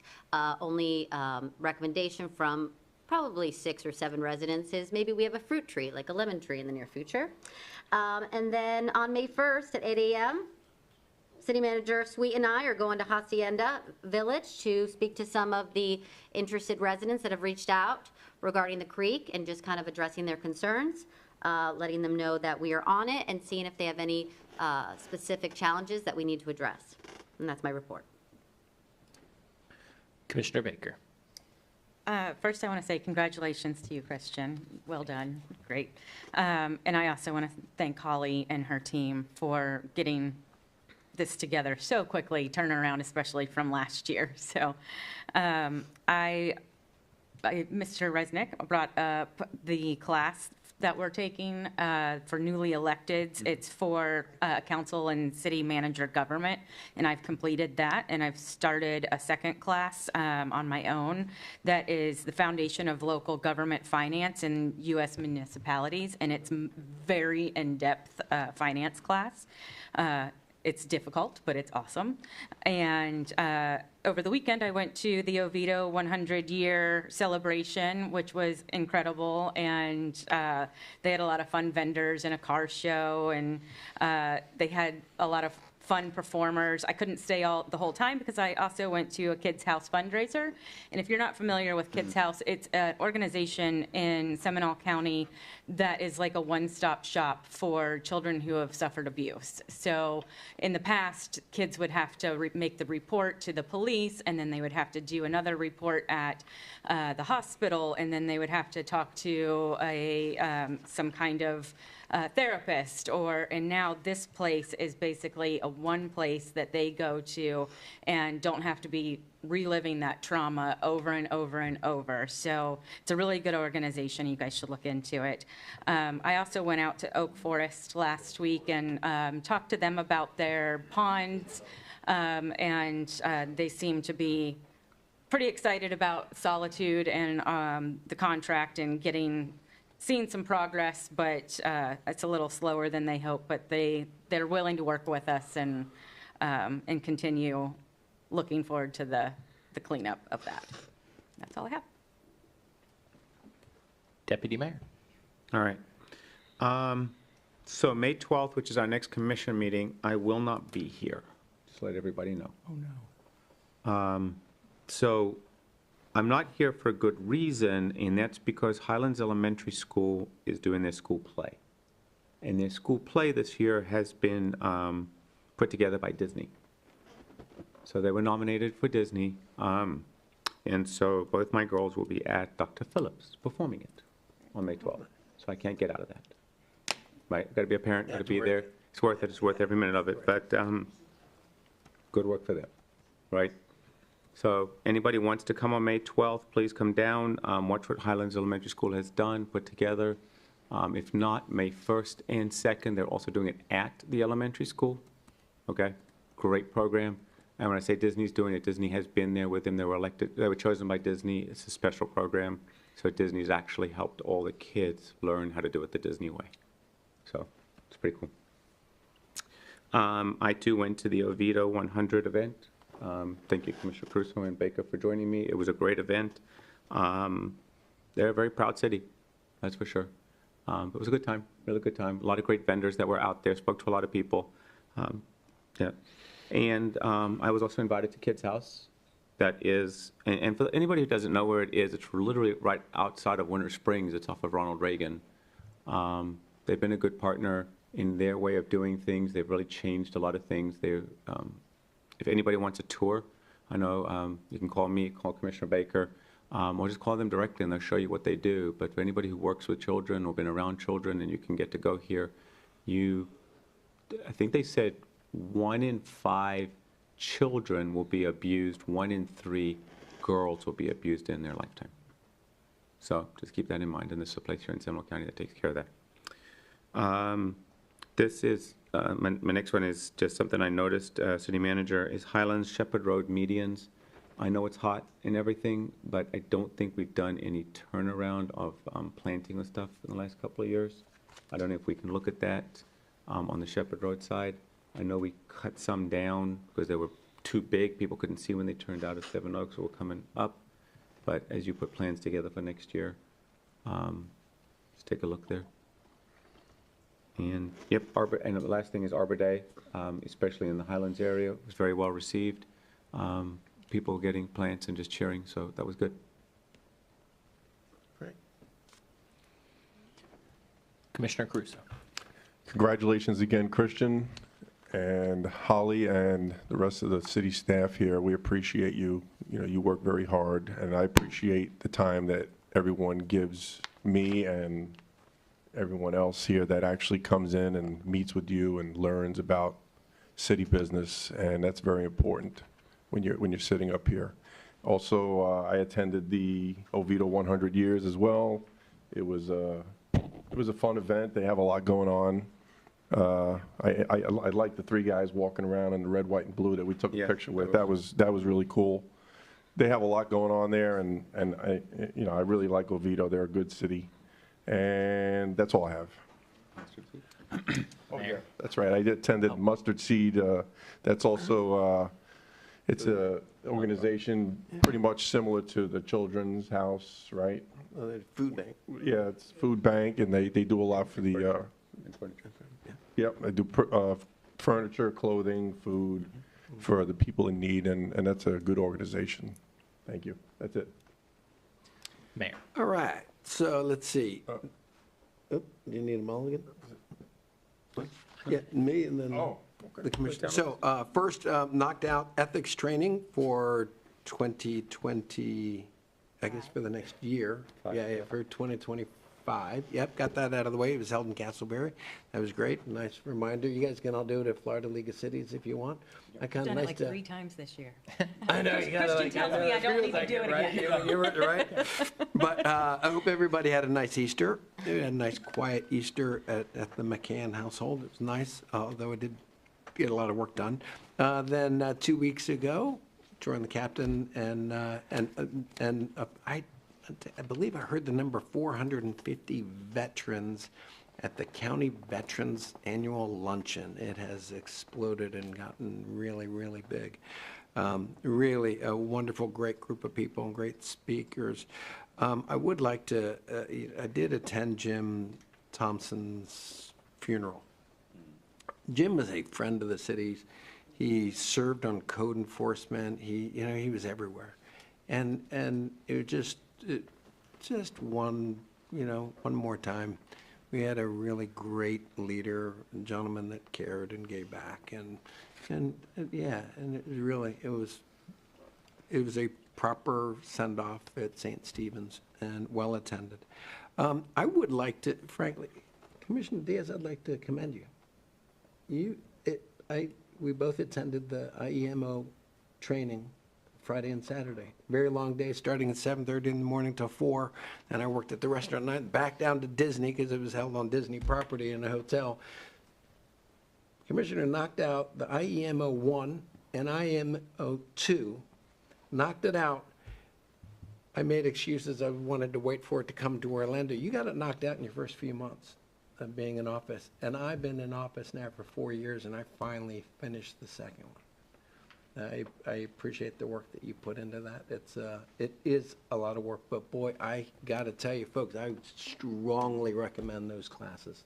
They were phenomenal. They really, again, talking about financing, municipal financing and the new restraints and how, revenues are going flat, but expenditures are going up, and how do you solve them? And you get into all the real details, things about land use and media, and how do you handle media, and all kinds of, it really was incredibly informative, and it was definitely a couple of days well spent. With that being said, I'm finished. Commissioner Diaz. Thank you. And I too wanted to share my congratulations on your award. Very well deserved. Definitely, Christian's always been a great help. During the election, we had to deal with the city clerk who handles all of the campaign paperwork and everything else for the city and the county, as well as then after being elected. Christian is always there for us. So I definitely appreciate you and appreciate everything you do. As you heard tonight, I have a governing philosophy. And my governing philosophy is one of a fiscally conservative position. It is restrained. It's restrained by the Constitution, and it also fits a worldview. And my worldview is different than that of my colleagues, as seen tonight, and that's perfectly okay. In fact, that's a good thing, because in America, it's patriotic to be part of the minority. In fact, the Founding Fathers actually built protections for minority voices, in this case like mine, into our Constitution because they knew that free speech and dissent, Commissioner Resnick, dissent is the lifeblood of a healthy democracy. Tonight, to my shock but not disbelief, Commissioner Resnick proposed a code of silence, a code of censorship, called a code of conduct, but a code of censorship to go ahead and, I guess, make sure that they silence the minority voices. So here in Winter Springs, instead of respecting that principle, we now see efforts underway to censor it. And I do appreciate the choreography tonight on the tax increase. It was definitely worth the entertainment. It'll be on YouTube, so we'll get to see that as well, play over and over and over again. I will continue to speak the truth. I will not apologize for standing alone when necessary for my principles of small, limited government. There are things that the government might have to do, should do, and there are things that it shouldn't. Definitely,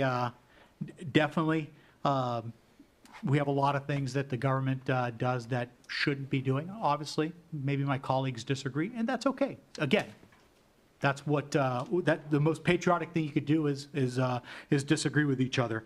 But I will say this, Commissioner Resnick, I will not be silenced. End of my report.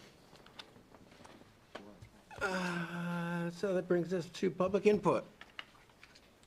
Captain? No? Thanks. Just want to help educate a little bit. May is coming up, and in May, there are 3 Memorial Days you guys should be aware of. May 4th is Firefighters Remembrance Day. Just remember that. May 7th, I'm not sure the date, but Seminole County is doing Law Enforcement Memorial Day up in Seminole County on the 8th. It is a huge event, very, very moving. And then Memorial Day is normally, in the past, they've done it the Friday before Memorial Day at 9 o'clock in the morning. I've heard rumor that they may be doing it actually on Memorial Day, which is that Monday, the 26th. I will let you know what it's actually going to be. I think maybe there's some miscommunication there, but just those 3. And when you say Memorial Day, a lot of times you see on TV, oh, Memorial Day sale, happy, happy, happy. Don't, have a picnic. That's great. Take a few minutes and remember why we're having it. It's not Happy Memorial Day, please. It's thank you for your service. Thank you for building our country. Just kind of keep that in mind. And the way I remember it is there's 3 main ways we remember. Armed Forces Day is in May. Those are for the people that are still in uniform. You're recognizing those people. Then Veterans Day is always on November 11th. It's for the people who have hung up their uniforms. They're still around. Memorial Day, May 26th this year, is for those that have died while wearing the uniform to protect the freedoms that Commissioner Diaz and others have talked about tonight and our Constitution supports. One way Winter Springs can help do that is maybe May can be Flag Change-Out Day, because there are several flags in the city that are flying that are fraying or miscolored or that sort of thing. I personally, if you give me a list of where the city flies or flags, I'll go personally, if you give it to me, and let you know which ones are in good shape and which ones I recommend to replace. I know that the 2 on the both ends of Winter Springs Boulevard both need replacing. There's consternation of whose it is. I know there was a fund set up at one time to the city, so those are replaced in a regular interval. So please enjoy your Memorial Days, whichever ones you recognize, and just know that we're thankful for you serving as well here in this capacity. Thank you. Thank you, Captain. Is Ms. Benton?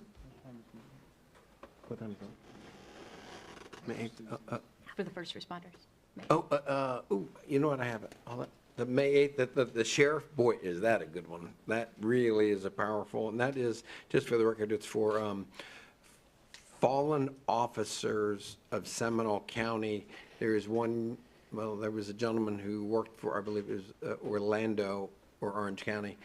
He was born and raised, and his family still lives in Seminole County, so he is also recognized. All the municipalities are recognized. Yeah, the last year, the Attorney General was there, everybody, it was, they do a flyover, it's pretty powerful. That is at 7:30, they do like it at night, so it's 7:30. Where is Right at the sheriff's office. Okay. Right in front of the courthouse. Yeah, talking about moving bagpipes and a flyover and, yeah, 21 gun salute, pretty powerful. I'm sorry, I think Ms. Benton, yeah? Yeah, you want to go to that. Oh, if you're elected official, I might recommend that you might want an email, or why don't I send the email to you, you can send it to them? Sheila Benton, 414 Cedarwood Court. Seeing how Commissioner Resnick felt it important to point me out, I'm going to call him out. Since 2012, that man sat there and did nothing. He said nothing. When THHM appeared in the water in 2014, not a word from the commissioners. When 2017, the tropical storm hit first in Lido Road, not a word was mentioned about the remedy, except they were going to clean the creeks out.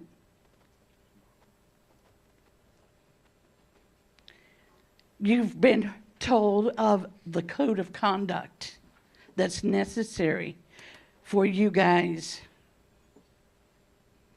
Warning, warning, warning. Folks, you better listen to me. That man in 2017 put into the code of conduct a mother may I rule. How does it work? The mother may I rule works this way. You as a commissioner has every right to add for anything to be added to the agenda. Under the mother may I rule, it takes 3 commissioners to okay anything you want on your agenda. You better watch it. You better watch it. It could be coming back.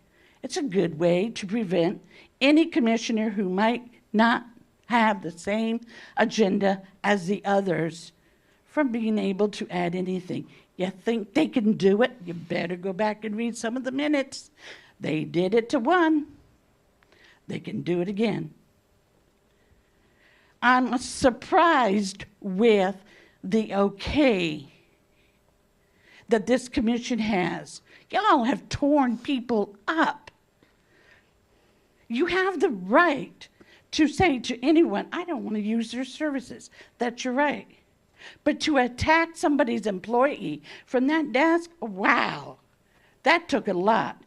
But I'm not surprised because you were comfortable to do it with the former city manager. Same people. Y'all were comfortable accusing the city manager of stealing funds. He did it again tonight. You need to seriously consider who you're listening to.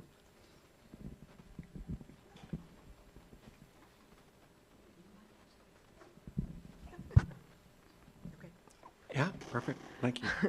Just wondering. Leah Weissman, 113 Brookshire Court. I think people, at least online, didn't quite understand this one little point. The fund that we have, basically 2005 was the last time it was raised. It's like if we were underfunding it, because it takes $8 now just to match what we did in 2005. That should be used so we don't have to wait for the state to say, okay, looks like we'll clean those creeks. Oh, but by the way, we're not going to do that one. It doesn't quite fit our contract. We do. And that happens. And it happened this time. But the money and everything else is a grant, and we're not having to pay for it this year. But it'd be good to have the grants for when we have major destruction from the hurricanes. After the hurricanes, certain areas need to be done, like the 434 culvert that I keep always mentioning is causing the major problems. And if you saw the picture of that, it's incredible how much was not done. And that really caused several floods, I think. So to me, your extra $450 for some of you, yeah, it's $450 raised for me. Some of you, maybe it's more. But for the $10, that should be used for the everyday maintenance. Then we can use all that extra money that supposedly is in the general fund for the crisis management when we have another Ian or Irma. There we go. Because it's not been done, and they knew had to do it since since I moved here. I look back in records, so it goes back into the 90s. So I'm glad you're actually doing something now, and it takes money. $1 million is a drop in the bucket when you're talking about this kind of stuff, putting culverts together. So I just wanted to mention that we can do both, but I don't think we're going to have millions and millions of dollars in extra stray funds when we have wastewater to tend with too. So, and I still have never had someone visit me. Anyway, never mind. My neighborhood, I mean. I was just joking. So I just want to say that it sounds like we're raising taxes a lot, but technically, if you think about it, $8 just matches what we did in 2005. Thank you. Anyone else? Oh, Mr. Gallo.